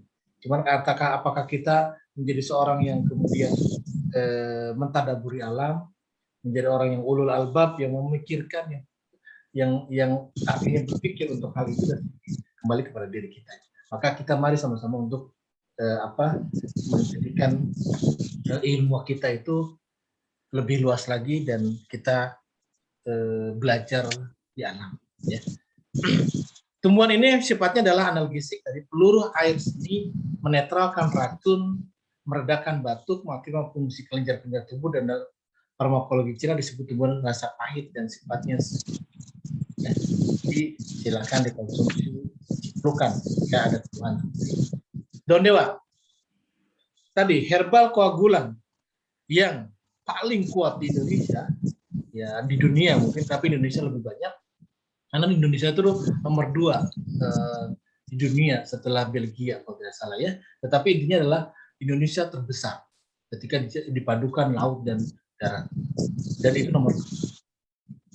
Kemudian daun dewa ini luar biasa di Indonesia ditemukan untuk kondisi-kondisi seperti tumor, tidak datang haid, masuk angin, pembengkakan payudara, menghilangkan bekuan darah di pembuluh darah, sehingga mencegah mengobati stroke dan serangan jantung. Ini boleh dikonsumsi bagi yang sudah punya indikator mau kena stroke. Tahunya dari mana ini punya mau kena stroke? Gampang. Cek mukanya. Bel pasika dia mengsong tidak ada. Cek kondisi tubuhnya, sudah mulai nggak ada badan-badan yang sudah mulai sering kesemutannya ekstrim atau mulai perubahan-perubahan pada fisik tidak simetris. Atau kalau didiagnosa, oh ternyata arkusinelisnya lebih tebal. Artinya apa? Kadar oksigen dalam darah otak sudah mulai sumbatannya. Kasih ini. Campurkan dengan madu dan habatus atau jahe. luar biasa. Kita mencegah atau katakan membantu orang supaya tidak terjadi stroke dan jantung. Gitu ya. Kenapa? Karena tumbuhan ini bersifat koagulan, mengencerkan darah, menstimulasi sirkulasi darah, menghentikan pendarahan. Kenapa? Ketika ada sebuah di dalam tubuh kita, di dalam sel pembuluh darah kita itu ada yang pecah, maka ini bisa memperbaiki atau menghentikan pendarahan. Kemudian menghilangkan panas. Kenapa menghilangkan panas? Karena sifat daun dewa adalah seperti dingin tadi. Netral dia. Karena untuk menghilangkan panas. Membersihkan racun, anti-karsinogenik, dan anti-mutagenetis atau yang sifatnya gen dan diuretik. Karena warnanya hijau. Kemudian daun sendok. Ini apa ya? Ini sering saya sampaikan bagi orang-orang yang kena DM. Ini rumus apa ya? Sharing kembali bahwa saya punya sebuah rumus atau formulasi. Jika dia kondisinya diabetes tipe 2 dengan kondisi efeknya mata dan libido, maka jangan pernah lupakan ini. Rumus. Tapi ketika mata dan libidonya masih normal, ya perlu sebenarnya. Ya, tetapi ketika ini dia kok masalah akan menjadikan sebuah, jadi si diabetes ini sistemik. Sistemik itu maksudnya bisa menjadikan efek luar biasa. Bisa jadi dia efeknya ke yang lainnya. Kenapa orang diabetes itu kadang-kadang kalau malas gerak jadinya bengkak, ya. Malas gerak jadinya nekrotik atau mungkin banyak luka-luka seolah-olah luka di dalam kaki dan tangan. Tadi bahkan pemicu penyakit yang luar biasa, pintu gerbangnya salah satunya diabetes yang terbesar. Maka ini rumus. Untuk apa daun sendok tadi, gangguan saluran kemih, obat kuat laki-laki atau aprodisia, disentri atau basir yang sifatnya kemudian dia buang air, apa istilahnya, uruslah bahasanya. Kemudian diare, gangguan pencernaan pada anak, kencing manis, kencing batu, sakit kuning, radang selaput mata, nyeri urat dan otot, batu empedu. Ya. Ini rahasianya. Ternyata herbal ini sifatnya aprodisia. Apa herbal aprodisia? Salah satunya adalah ya tadi yang saya sampaikan di awal, yang pedas. Apa itu? Cabai. Ya, makanya laki-laki harus suka cabai nih ya. Kalau perempuan suka cabai ya lumayan bahaya juga ya. Tapi intinya adalah cabai ini ketika saya ngobrol di orang tua di kampung itu, mereka sudah paham. Jadi kalau bisa laki-laki harus suka cabai ya. Kenapa? Karena tumbuhannya luar biasa. Oke, kemudian efek farmakologisnya adalah tumbuhan ini bersifat anti inflamasi, anti radang, kuning, karena dan sebagainya, berudahan, menghentikan batuk dan sebagainya. Ini luar biasa, penderita kencing manis, pokoknya luar biasa ini untuk masalah lever dan juga sifatnya manis dan sebagainya. Kemudian daun ungu, ini juga herbal sakti menurut saya. Kenapa? Karena saya pernah membuktikan bahwa bagi dia yang punya permasalahan wasir, kemudian dia BAB-nya masalah, kemudian dia ternyata ada kanker usus, kemudian dia ternyata obesitas, ini rahasianya. Dan ini sifatnya adalah pencahar, paling bagus. Tetapi sekali lagi, dia sifatnya ringan. Tidak sampai kemudian menjadikan dia iritasi. Walaupun herbalnya kadang-kadang di produk untuk wasir. Padahal saya lebih cenderung ini adalah untuk melancarkan BAB. Jangan hanya wasir. Kenapa? Wasir yang diperbaiki lambungnya, bukan wasirnya saja. Ada di mana? Ada di herbal daun ungu. Ya, melancarkan haid, sembelit, sakit telinga dan sebagainya. Tumbuhan ini bersifat peluru kencing, diuretik, mempercepat pemasakan bisul, kemudian pencahar ringan dan sebagainya. Jadi ini luar biasa. Termasuk pelembut kaki, kulit, kemudian juga usus. Jadi ini untuk pelembutkan, tapi sifatnya insya Allah aman. Ganda rusa, ya ini biasanya banyak di daerah Sunda lah ya namanya. Dan ini tumbuhannya banyak sekali ya. Ini untuk apa? Rematik, menurun panas, sakit kepala, sakit mata, telinga, merangsang muntah, eksing dan sebagainya. Efek farmakologisnya apa? Ini sifatnya agak pedas. Sedikit asam, netral, memperlancar peredaran, serta anti rematik.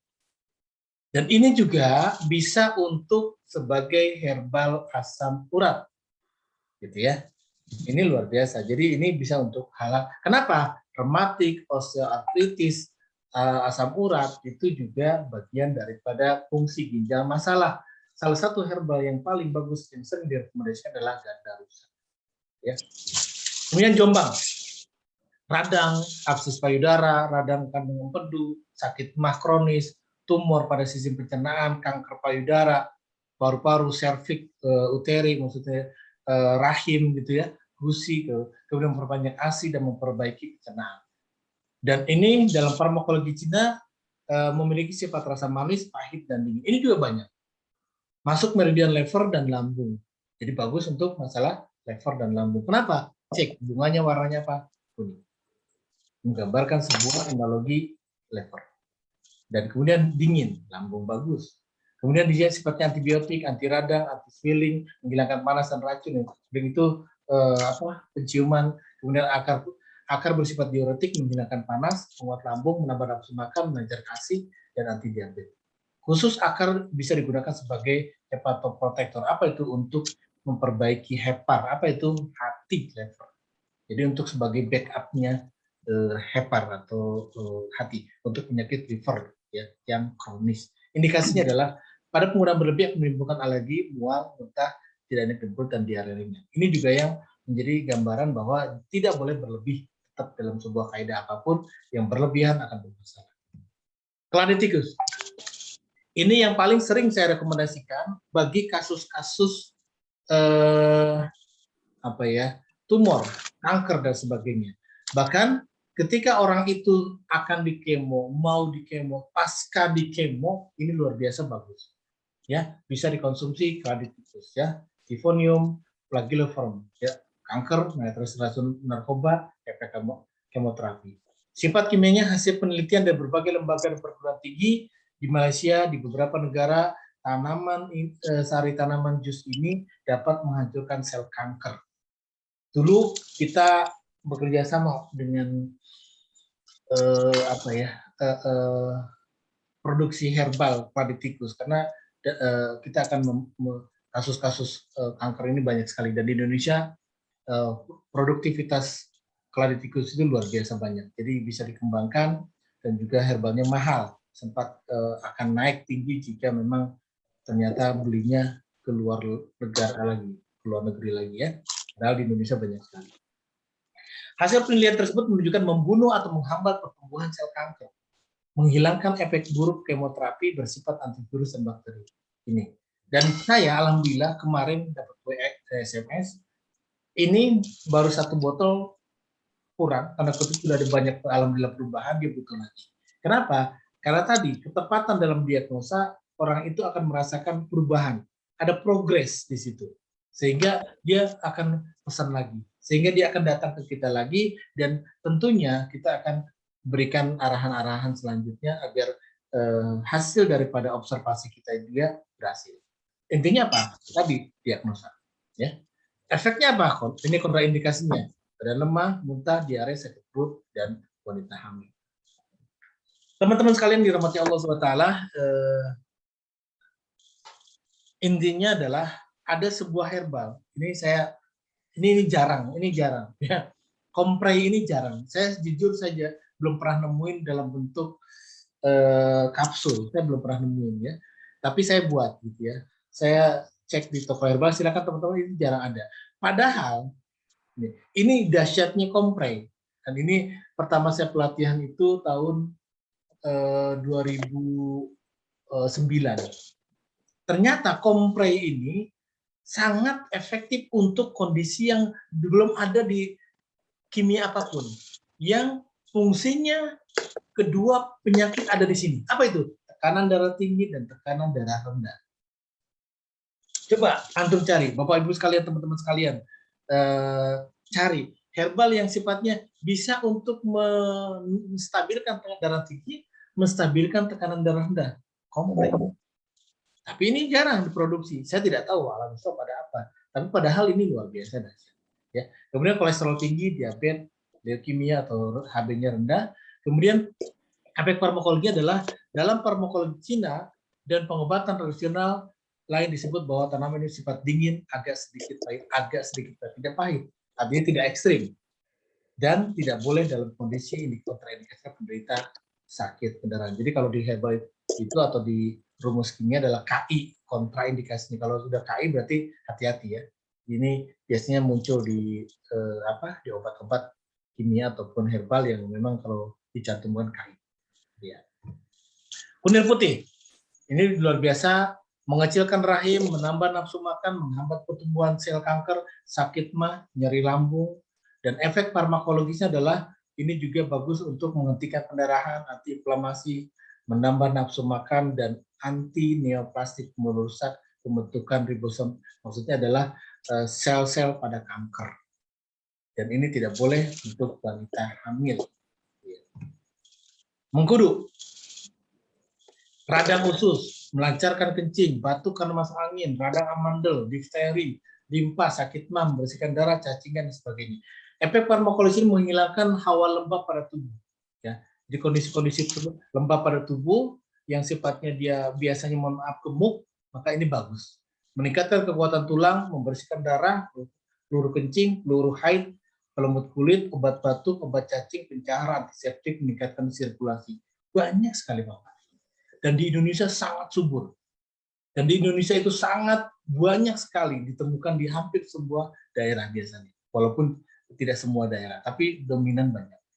Kontraindikasinya apa? Hati-hati terhadap gastritis berat. Apa itu gastritis? Ada gas di dalam perut yang mungkin akan mengakibatkan dia lebih banyak gas. Makanya tadi minumnya dengan caranya apa solusinya? Minum dengan air hangat atau dalam kondisi yang dicampur dengan madu dan minumnya dalam kondisi hangat. Itu untuk menghindari gastritis jika memang dia punya gastritis. Nah ini teman-teman sekalian, jadi kita harus tahu bahwa temu putih apa, kunyit putih apa, kunyit putih apa. Ini penting ya. Artinya apa? Ketika kita bicara temu putih, maka temu putih buat perempuan, kunyit putih buat angin, kunir putih buat kanker. Jadi tidak semua, walaupun ujung-ujungnya putih ya, seperti ini ya. Ya. Jadi ini gambaran-gambarannya seperti itu. Nah, jadi jangan sampai kemudian kita termasuk temuan dan sebagainya itu juga berbeda. Meniran. Meniran ini herbal yang luar biasa untuk mencegah kanker prostat. Herbal yang luar biasa, diuretiknya sangat tinggi.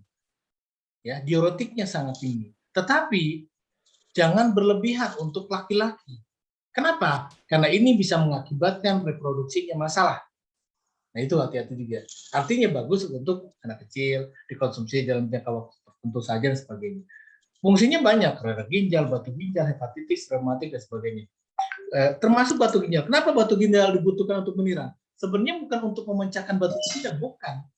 Karena meniran ini sifatnya adalah ketika batunya sudah pecah, bagaimana caranya melancarkan sirkulasi urinariannya tadi, atau urinnya atau kencingnya. Efek farmakologis ini adalah astringen, peluru air seni, menghambat pembentukan kristal, penurunan panas, dan sebagainya. Banyak sekali. Efek meniran dapat menghambat aldoster, juga ada sifatnya adalah senyawa yang hipoglikemik, kelebihan gula. Ya, ini juga penting karena terbuang nanti.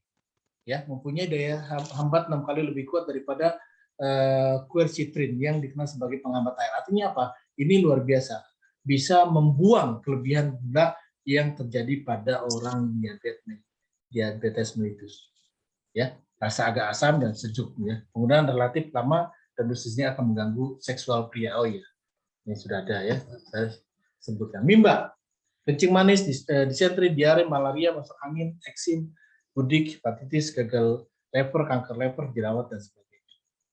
Nah, dalam farmakologi Cina dan pengobatan tradisional lain disebutkan bahwa tanaman ini memiliki sifat rasa pahit, kecuali dagingnya adalah manis, netral, anti diabetes, anti diare, antipiretik, dan anti yang lainnya kemudian merangsang, mengaktifkan kelenjar-kelenjar ya. Ini tidak boleh untuk wanita hamil. Dan ini paling bagus untuk kondisi jerawat atau kulit. Poin penting. Selain untuk mimba. Jadi nanti kalau ada hal alergi, jerawat, kemudian hal yang sifat ini kasih mimba. Petikan kebo, disentri, abses, asma, tipes, radang tenggorokan, radang ginjal, dan sebagainya. Ya, Ini juga mempunyai sifat farmakologis, rasanya agak pahit dan asam, sedikit sejuk, toksinnya untuk racun, antiinflamasi, fluoresemi, dan menghilangkan gatal. Ya, biduran jika dosis berlebih, jadi jangan berlebihan juga ya, karena akan mengakibatkan biduran. Pegagan. Nah, ini herbal yang harusnya disukai oleh seluruh orang, termasuk anak-anak. Kenapa? Karena ini banyak sekali dan lihat kontur ininya adalah seperti otak manusia. Dia baik untuk oksigen. Untuk apa saja? Infeksi, susah kencing, pembengkakan hati, campak, batuk darah, muntah darah, mimisan, kemudian sakit kepala, sakit perut, menambah nafsu makan, mata merah, bengkak, dan sebagainya. Dan ini sifatnya manis, sejuk, anti-infeksi. Manis untuk tenaga, sejuk untuk ginjal, anti-infeksi jika terjadi peradangan, anti racun jika banyak toksin yang kemudian mengendap, penurun panas jika dia sedang demam, peluru seni jika dia susah buang air kecil, dan anti lepra jika punya permasalahan kulit dan sebagainya. Dan anti sifilis tadi, dia kenapa? Untuk otak. Sekaligus merevitalisasi sel kulit. Daunnya juga luar biasa, pegagan dikenal merevitalisasi sel tubuh dan untuk kesuburan wanita, walaupun sifatnya ringan. Memperbaiki sirkulasi dengan revitalisasi udara, mempertinggi permeabilitas kapiler, artinya untuk masalah saluran pembuluh darah di kapiler. Tapi sekali lagi ini sifatnya ringan. Ya. Rumput mutiara, ya, radang usus buntu, sumbatan, sperma lambung, kemudian kanker payudara, mesoparit, penyakit radang panggul, infeksi salur kemih, hepatitis dan sebagainya, tonsil, bronkitis, sebagainya. Ini luar biasa, sifatnya adalah pahit, sedikit pahit, lembut, netral, dan agak dingin. Ini banyak sekali biasanya di bawah-bawah atau ini dia tumbuh juga di aspal, dia di antara aspalnya. Ini juga banyak. Ya, ini bisa menghilangkan panas dan racun serta mengaktifkan sirkulasi darah. Saga ini dikonsumsi bagi anak kecil, paras dalam, sariawan mulut, batuk pada anak, serak, kemanda, sakit tenggorokan, sebagainya. Tadi ini hanya untuk reak, bukan dahak. Ya, tadi kita kembali dari awal. Sifatnya apa? Bijinya pedas, pahit, netral, sama racun. Membunuh parasit, kemudian anti radang, sebagainya. Akar dan batang daun manis, netral, sebagainya. Boleh digunakan semuanya, boleh. Daun penyejuk, kemudian mempunyai sifat ekspektoran yang diyakini karena adanya kandungan gliserin yang mampu mensekresi, maksudnya adalah memecah mukosa atau lendir di trakea atau di tenggorokan. Akarnya adalah merangsang muntah, ya, akarnya. Sambung nyawa, ini banyak. Dulu di rumah saya waktu kontrak itu banyak sekali. Jadi sambung nyawa di depan persis. Biasanya dijadikan kayak semacam pagar ya, pagar rumah. Ini dulu kita pagar rumahnya sambung nyawa. Ya, mah, kolesterol, ambeien, liver, tumor, diabetes, radang pita tenggorokan, tekanan darah tinggi, tumor dan sebagainya. Dan dalam farmakologi Cina dan pengobatan tradisional lain seperti obat penenang sifat dingin, netral, anti neoplastik tadi berhubungan dengan kulit, antidiuretik, hipotensif, kemudian anti kanker, hipoglikemik untuk gula, dan diuretik sifatnya untuk melancarkan sirkulasi darah. Sambiloto tadi luar biasa, tipes, disentri, flu, influenza, radang, batuk kerjan, faringitis, kencing nanah, kanker, hamil anggur. Ya, ini juga penting. Saya sedikit tambahkan bahwa hamil anggur ini juga bagus ditambahkan dengan tapak liman. Karena saya sudah buktikan waktu itu terapi saya diponis hamil anggur, mau diangkat rahimnya, mau dioperasi, kalau dia tidak jadi, saya sarankan minum Sambiloto, tapak liman, dan kemudian spirulina. Alhamdulillah tidak jadi, hari ini alhamdulillah sudah punya 3 anak. Kenapa? Kalau sampai diangkat, kalau sampai dioperasi, tidak jadi anak. Wow. Ya, ini luar biasa. Jadi bagus sekali. Dan Sambiloto ini secara zat aktif banyak sekali, paling banyak Sambiloto. Jadi herbal antibiotik yang luar biasa, herbal antipiretik, herbal yang luar biasa, yang secara zat-zat aktifnya sangat lengkap. Dan ternyata ini bisa dijadikan sebagai wound care herbal. Apa itu wound care? Perawatan jika terjadi kakinya nekrotik atau hitam. Jika kakinya itu keras, jika kakinya maka cukup direndam atau diangin-anginkan dulu, direbus, kakinya direndam, nanti nekrotiknya itu akan rontok tanpa harus diberi demen atau diambil kalau bahasa medisnya, dikuliti dan sebagainya, ya. Sidaguri, rematik, asam urat tinggi, TBC, kelenjar leher, dan ini sifatnya adalah manis, keras, dan sejuk. termasuk pada jantung, paru-paru, usus besar, usus kecil, anti radang peluru kencing, dan juga sifatnya analgesik. Akarnya manis, tawar, dan sejuk. Ini penting. Jadi nanti pahami kaidah-kaidah manis tadi di atas ya. Manis untuk apa, tawar untuk apa, sejuk untuk apa. Jadi kembali lagi kita back ke belakang untuk mengetahui untuk apa sebenarnya manis ini, untuk apa tawar, untuk apa sifatnya sejuk. Gitu ya. Ini tidak boleh untuk wanita hamil. Tapak darah. Ini jenis tanaman hias. Hipertensi, kencing manis, kanker, peredaran darah, penurunan jumlah trombosit, dan kemudian juga ini sifatnya anti kanker. Penenang, menyejukkan darah, menghentikan pendarahan, dan ini sifatnya pahit, sejuk, dan toksik atau mengeluarkan racun. Ya, ini hati-hati untuk wanita yang hamil dan badannya lemah. Ya, intinya adalah ini untuk kanker. Rata-rata digunakan untuk kanker payudara, kemudian kanker rahim, dan ini boleh tapak liman. Ini juga luar biasa penting untuk laki-laki karena dia lebih fokus kepada hubungannya dengan fungsi ginjal. Walaupun sih fungsinya banyak, kembung, influenza, disentri, batuk, radang ginjal, kurang darah, mempermudah proses kelahiran, peluru dahak, kemudian meningkatkan gairah pria dan sebagainya. Ini penting dan sifatnya rasa pahit, pedas, dan sejuk. Penurun panas, antibiotik, anti radang, peluru seni, menghilangkan bengkak, menetralkan racun. Ya, oke, tempuyung. Tempuyung juga bagus. Tan kencing, empedu batu, darah tinggi. Ini luar biasa, sebenarnya banyak sekali, banyak ya. Dan ini sifatnya untuk menghilangkan rasa manis, panas dan racun, diuretik sebagai peluru kencing, juga menghancurkan batu saluran kemih. Ini ketika dicampur dengan kejel beling, dicampur dengan tapak liman, dahsyat. Tidak perlu operasi batu atau laser, batu empedu atau apa istilahnya batu ginjal. Ya, temulawak kita sudah dengar ini penelitian sudah banyak sekali. Sakit mah, sembelit, bau haid, berasi, sakit limpa, cacar air, bau badan, hepatitis dan sebagainya. Dan dalam farmakologi Cina dan pengobatan tradisional ini sifatnya sedikit pahit, anti sembelit dan juga anti inflamasi dan yang lain. Ini luar biasa di Indonesia banyak sekali dan silakan dikonsumsi, insya Allah aman. Temu putih. Tadi saya sampaikan di atas, temu putih, kunyit putih, dan kunir putih. Temu putih itu cenderung sebenarnya buat masalah wanita, haid. Tetapi dalam konteks herbal lagi, kadang-kadang untuk tumor, ya boleh lah. Tetapi sebenarnya saya lebih setuju karena secara secara empiris ini bagus untuk masalah haid, nyeri haid, terlambat haid, haid yang tidak teratur dan sebagainya. Ini penting. Kenapa? Dengan kondisi seperti ini, insya Allah jadi. Oke, itu.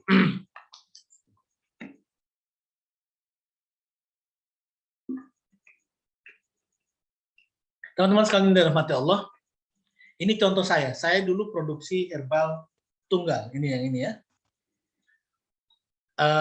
Ini banyak sekali jenisnya, tapi rata-rata tunggal. Kemudian ini juga saya pernah, kenapa saya hulba itu penting. Ternyata luar biasa, sifatnya hangat, bagus untuk mohon maaf afrodisia, tetapi sifatnya juga dia untuk imunitasnya bagus. Jadi ini luar biasa. Jadi hulba harganya mahal, tapi saya bagaimana caranya bisa memberikan manfaat dan saya harganya murah. Waktu itu hanya sekitar 25.000 saja. Padahal di tempat lain itu sampai di atas 75.000. Bahkan paling murah 50.000. Saya karena ingin membantu produksi juga, saya tidak perlu harus oriented kepada sebuah keuntungan semata, tapi saya ingin membantu. Alhamdulillah dengan 20-25.000 juga sudah luar biasa sebenarnya secara yang dihasilkan. Tapi kembali lagi bagaimana caranya kita mencoba meracik herbal secara tunggal dahulu kita sampaikan. Kalau teman-teman sekalian tahu, setiap herbal saya ada warnanya. Ya. Saya lihat ya, jadi warna-warna ini menunjukkan kalau saya rumus ya diagnosa. Ya, ini sifatnya apa dan sebagainya. Nanti ya, ini rumus di herbal saya dulu gitu ya. Tapi sekarang saya stop karena terkait kesibukan kuliah waktu itu dan sebagainya. Ini herbal bestseller saya. Jadi ada madu rukyah, ada garlic, ada sari kurma, dan paling penting ini madu tibun. Ini 7 komposisi yang luar biasa.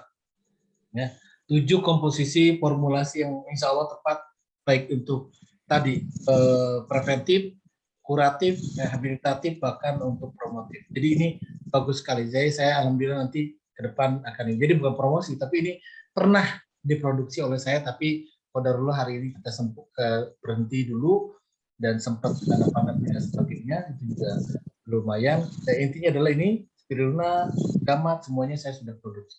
Ya, termasuk tetes bidara ini nih. Ini buat anak kecil, namanya L Immuno, buat imunitas. Ada meniran tadi, meniran, pegagan, spirulina, dan sebagainya. Itu racikan yang ada di dalamnya. Ini insya Allah, dan alhamdulillah sudah lebih dari 5 tahun saya memproduksi dan secara hasil luar biasa kepada masyarakat untuk sangat membantu dan reaksinya juga bagus. Nah, ini herbal-herbal yang punya saya. Ini lebih spesifik ya untuk diabetes, kemudian untuk asam urat, kemudian untuk kolesterol, ini juga sudah saya promosikan. Ya. Ini tinggal dibaca silakan. Kemudian ini herbalnya apa saja juga ada. Ya. Kemudian ini juga darah rendah, kemudian stroke, saya sudah buatkan herbalnya. Ya, silakan tinggal baca. Dan ini bonus untuk teman-teman sekalian. Ini rumus saya. Jadi ambeien itu apa saja, herbalnya dan sebagainya. Sebenarnya ini nama produk dulunya, tapi ini bisa sebagai panduan saja supaya kita lebih tambahan keilmuan. Ini yang rumus sampai bawah ya, poma karakter. Ini dulu. Jadi saya sharing saja karena ini adalah tetap sampai hari ini kita sampaikan. Itu mungkin yang bisa saya sampaikan.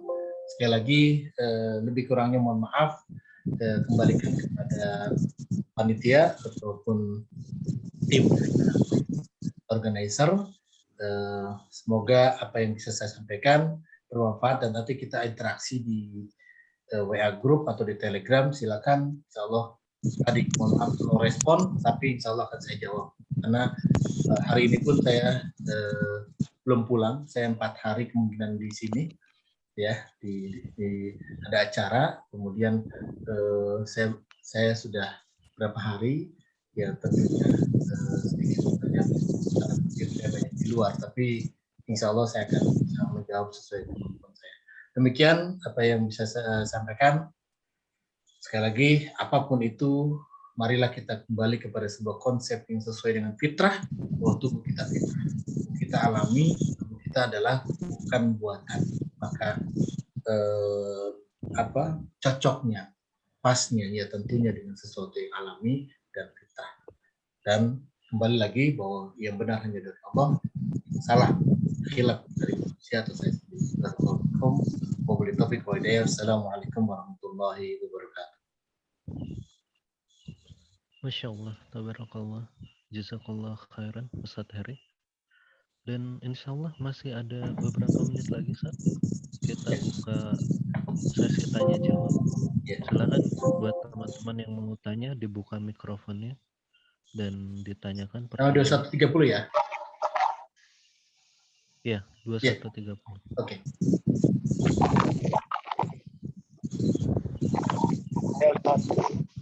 Ya, silakan Pak. Ya, yang pertama saya tanya ini untuk herbal itu apa untuk menentukan dosisnya gimana? Oh iya. Baik Pak. Dengan siapa Pak? Maaf. Dengan Musalim dari Semarang. Musalim. Oh, Masya Allah. Baik. Oke. Ada yang kedua? Ya. Yang kedua, kalau herbalnya misalnya dicampur-campur gitu gimana? Kombinasi. Oh iya. Oke. Makasih. Baik. Oke, Pak Musalim, saya langsung jawab. Herbal itu memang harus berdasarkan dosis. Ya. Dosis itu mempengaruhi dari sebuah ketepatan terapi herbal, termasuk juga keefektivitasan daripada kita sedang terapi herbal. dosis yang secara umum ya WHO ataupun mungkin secara mendunia itu sebenarnya ada dosis standar, yaitu apa? Ketika berat badan di atas 40 kilo, dosisnya adalah antara 2 sampai 3 kapsul. Itu kapsul per 3 kali, diminumnya 3 kali. Ketika di bawah 40 kilo berat badannya, maka itu cukup 1 sampai 2 kapsul saja. Itu rumus standar. Tetapi bagaimana caranya untuk dia menentukan juga dosisnya yang tepat? Kalau khusus secara internasional herbal klasik ataupun herbal-herbal yang Sinse itu pakai jumput. Ya, kalau itu sifatnya Simplicia jumput, kalau rimpang itu sifatnya adalah apa istilahnya, sifatnya jempol, besar jempol ini, gitu ya. Jadi rumput itu jumput, kemudian kalau rimpang sejempol. Itu caranya adalah tadi. Kalau misalnya kita menjawab pertanyaan yang kedua berikutnya adalah bagaimana cara peracikannya? Ya tadi, herbalnya kita mau fokus yang mana? Dominan penyakit yang misalnya tadi diabetes. Oh ternyata diabetesnya sudah tipe 2. Oh ternyata diabetes itu sudah ke mata dan libido. Maka herbal rajanya, herbal yang dominannya itu adalah herbal daun sendok. Jangan herbal sambilotonya misalnya. Daun sendoknya maksimalkan, misalnya daun sendoknya adalah 300 ml, sambiloto 100, nimba 50, apa tuh dan seterusnya. Tergantung komposisi dari kapsul itu berapa mili juga. 500 gram kah ataukah 600 gram. Nah, per gram itu kemudian dipecahkan, ya, dipecah daun sendok berapa, sambiloto berapa, meniran berapa, apa itu sudah berapa, dan sebagainya. Itu cara peracikannya, Pak. Jadi sebenarnya saya menilai sebuah hal yang sederhana ketika memang itu ada di kampung. Jadi kalau di kampung itu, ingat Pak, sejumput, ambil sejumput, gitu ya. Direbus dengan 2 gelas atau 4 gelas menjadi 2 gelas air. Atau jadi 2 gelas air besar, ya, gelasnya besar menjadi 1 gelas air. Itu cara perebusannya.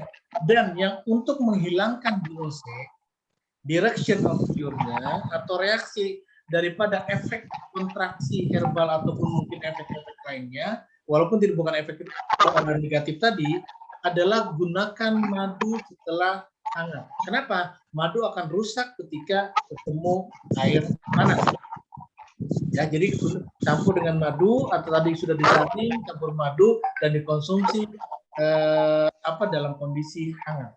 Seperti itu, Pak. Jadi ada dosis sesuai dengan berat tubuh, ada sesuai dengan tadi jumput, kemudian ada juga sebenarnya berhubungan dengan hal-hal yang lainnya seperti kondisi apakah dia kurus apa gemuk, itu juga berpengaruh. Gitu ya. Kalau alam suap. Itu Bapak Musalim. Ada terus lagi Pak Ustaz? Ya. Karena nggak ada yang tanya. Ya. Nah, kalau yang dimasukkan di kapsul itu berarti berupa serbuk ya? Tergantung Pak. Kalau dia mau fokus ke serbuk, ya serbuk. Kalau memang dia mau ekstrak. Tetapi guru saya menyarankan serbuk. Kenapa serbuk? Karena serbuk itu masih punya aromatik namanya. Kalau ekstrak itu sudah tidak aromatik. Gitu ya. Aromatik itu herbal yang kemudian dia muncul rasa di penciuman itu enak. Tapi kalau sudah ekstrak itu sudah terlalu halus dan hilang aromatiknya. Tergantung tadi. Kalau memang kita mau secara preventif ya bagusnya serbuk. Tapi kalau misalnya mau percepatan ya ekstrak. Gitu Pak. Jadi tergantung dari kita mau bikin apanya. Makanya saya menyarankan kalau punya ekstraktor gitu ya, yang buat kopi itu di blender, kemudian Bapak beli kapsul yang halal tadi, kalau perlu ada beli alatnya karena saya juga punya alatnya, itu nanti tinggal dimasukin atau ditusuk.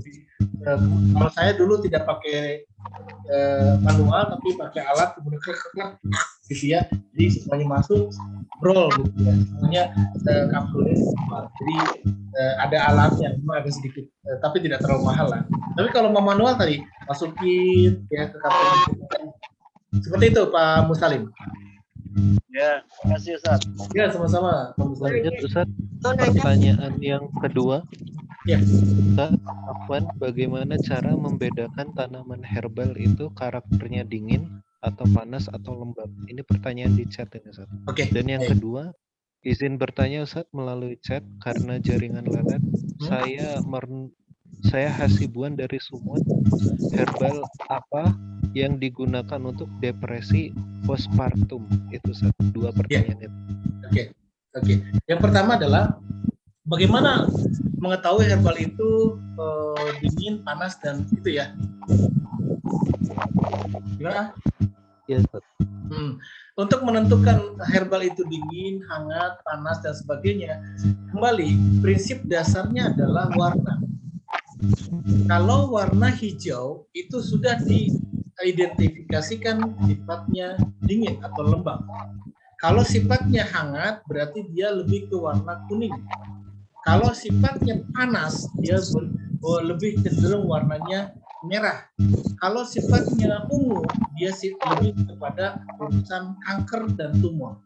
Itu rumus. Ya, jadi itu yang paling penting. Jadi warna mempengaruhi. Kemudian kalau ingin dibuktikan dimakan. Kalau misalnya ketika makan itu hangat atau di tenggorokan, bisa saja dia punya sifat dingin dan hangat atau sejuk dengan hangat bisa. Tetapi secara warna dahulu kita sudah tentukan bahwa warna hijau pasti dingin, warna merah pasti hangat, warna hitam itu pasti hangat, pasti. Habatus sauda panas, hangat. Ustul hindi, ustul bari, pahit dan sebagainya. Kemudian yang kedua adalah untuk depresi postpartum. Sebenarnya ini kondisi depresi ataupun stres yang terjadi pada saat persalinan dan sebagainya, ini lebih kepada cari sifat herbal yang penenang atau bahasanya sedatif, menenangkan. Apa herbal yang sifatnya menenangkan? Gampang, pegagan, jahe, ginkgo biloba, itu sifatnya menenangkan, gitu ya. Boleh dicampur bidara dan sebagainya. Cari herbal anti atau sifatnya penenang, ya. Kalau bahasa herbalnya adalah yang bersifat sedatif, menenangkan, merelaksasi saraf atau merelaksasi tadi itu. Seperti itu ya. Demikian barakallahu. Assalamualaikum Pak Ustaz. Mau nanya. Ya, silakan Ibu. Ibu siapa Ibu? Saya Sudarti dari Pontianak. Masya Allah ya Bu. Ya, mau tanya resep untuk kanker payudara yang lebih 4. Silakan Pak Ustaz. Gimana Bu? Kedengeran Bu, kresek-kresek Bu. Mohon maaf diulang. Resep untuk kanker payudara. Oh baik. Kanker payudara Bu ya. Ya. Kanker payudara berdasarkan tadi literatur dan jurnal bagus menggunakan tapak darah, rumput mutiara. Dua itu boleh digunakan untuk bahkan boleh pakai kalau ingin lebih kuat lagi pakai kunir putih. Tapak darah, rumput mutiara, kunir putih Bu. Itu digabungkan, misalnya kunirnya 1 rimpang. Rumput mutiara dan tapak darahnya yang tadi setelah dikeringkan, ini proses kenapa harus dikeringkan, kenapa harus diangin-anginkan, supaya dalam ilmu farmakologi itu supaya zat aktifnya itu cepat maksimal proses perebusan gitu ya. Artinya dia fokus. Kalau misalnya kondisinya perebusannya dalam kondisi yang simplisianya masih basah, itu artinya masih terlalu lembab. Jadi zat aktifnya akan sulit keluar, bahkan itu terlalu banyak cairan. Itu rumusnya. Maka tapak darah, rumput mutiara, kunir putih itu direbus jadi 1. Kemudian tadi 2 gelas besar, sampai kemudian 1 gelas ya, dan setelah hangat dicampur dengan madu diminum pagi, siang, sore. Dan kalau memang itu ternyata sudah kronis, sudah sudah lama, tambahkan keladi tikus. Itu Bu ya. Jadi boleh ditambahkan keladi tikus untuk kanker payudara. Jadi ini luar biasa, bisa dipraktekkan. Ya. Takarannya Pak Ustaz? Ya. Takarannya? Kenapa Ibu? Takarannya berapa gram? Oh, takarannya tadi Bu. Kalau dalam ilmu klasik Tibu Nabawi itu kalau simplisia jumput, Bu, jumput itu segini. Nah, kalau rimpang itu segini Bu. Ya, segini ya. Ini rimpang. Ya. Jadi cukup serimpang, cukup sejumput, ambil sejumput, kemudian dijadikan satu. Gitu Bu. Jadi kita nggak usah bingung, jangan diraup ya Bu ya. Nggak ada takaran raup ya. Adanya jumputnya begini. Ya, dijumput apa ya? Jumput. Ya. Itu standar ini sebenarnya sudah internasional Bu, karena ada di kitab Shinse. Ya, ada di IGNI namanya, ikatan ya untuk herbal lah ya, intinya dia sejumput begini. Jadi itu takarannya insya Allah aman dan itu standar internasional. Jadi kita tidak berbicara gram-gramnya daripada ribet, oke lah, kita bicara sederhana. Kalau mau di gram silakan itu, gitu ya. Satu lagi Ustaz, terakhir. Ya. Untuk mencampurkan beberapa herbal dalam bentuk serbuk, takarannya berapa sendok teh atau berapa herbalnya? Dari Hilmi, Jakarta Pusat. Oke. Tadi kalau misalnya ternyata serbuk, misalnya ternyata sudah bentuknya serbuk, cek lagi komposisinya untuk penyakit apa saja, dan yang terpenting lagi adalah jangan berikan herbal yang sifatnya pahit lebih dominan. Contoh, misalnya kita akan meracik herbal diabetes dengan kondisi tipe 1 atau tipe 2. Jangan habatus soda mendominan. Kenapa dominan? Karena habatus soda mempunyai sifat pahit ketika dikonsumsi dalam jumlah yang banyak, akan menjadikan lambung jadi perih jika dosisnya tinggi. Misalnya serbuk bentuknya. Maka yang paling sederhana adalah misalnya katakanlah mimba ataupun menirangnya 1 sendok makan. Maka habatus soda sambiloto tadi setengah sendok makan. Begitupun dengan misalnya madu. Contoh peracikan yang paling sederhana adalah madu, zaitun, habatus soda. Madu itu 2 sendok, boleh lebih. Zaitun itu 1 sendok, habatus soda itu 1 sendok makan ya. Zaitun 2 sendok makan, 1 sendok makan, madu 2 sendok makan. Nah, habatus soda cukup setengah atau 1 sendok teh, bukan makan. Itu cara peracikan yang aman buat lambung. Jangan memberikan sebuah peracikan herbal yang terlalu ekstrim. Ekstrim itu apa? Yang sifatnya pahit. Makanya kita harus paham prinsip dasar dari herbal. Apakah dia sifatnya netral, apakah dia sifatnya manis dan sebagainya. Selama sifatnya manis dan dingin, boleh bebas banyak. Pegagan boleh, alang-alang boleh, tapi yang sifatnya pahit dan dia sifatnya hangat, itu biasanya sebagai peracik yang nomor 3. Maksudnya apa? Sebagai booster saja. Dalam ilmu peracikan Cina, saya punya buku tebal, ya, luar biasa segini. Jadi ini khusus untuk membahas peracikan. Jadi herbal-herbal yang diracik untuk penyakit tertentu harus mempunyai sifat pencahar, harus mempunyai sifat tonifikasi, harus mempunyai sifat menutrisi. Jadi tidak mudah untuk meracik, tetapi tadi simpelnya adalah saya menyarankan sederhana, campurkan selalu apapun racikan itu dengan madu. Insya Allah aman. Madu boleh, sari kurma boleh. Demikian. Wallahu a'lam bishawab. Ya, itu sudah 10 ya.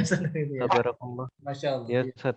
Ya, nanti di malam hari insya Allah nanti di grup kita diskusi lagi lah insya Allah. Iya, Masya Allah. Alhamdulillah malam ini kita Zoom secara lancar.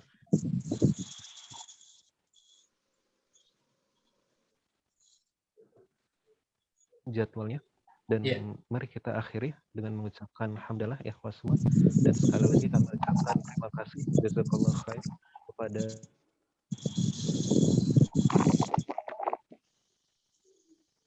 bisa menjadi amal jariah beliau dan kita bisa mengaplikasikannya dalam kehidupan sehari-hari. Amin. Amin ya rabbal alamin. Amin. Itu yang dapat kami sampaikan. Ya. Maaf kalau Baik, ada baik. salah. Ya. Dan kita akhiri dengan membaca doa kafaratul majelis.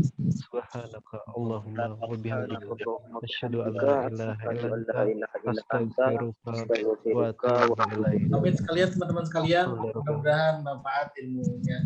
Insyaallah kita Ya, bersyukur. terima kasih Ustaz. Iya sama-sama insyaallah. Salam dari Bekasi.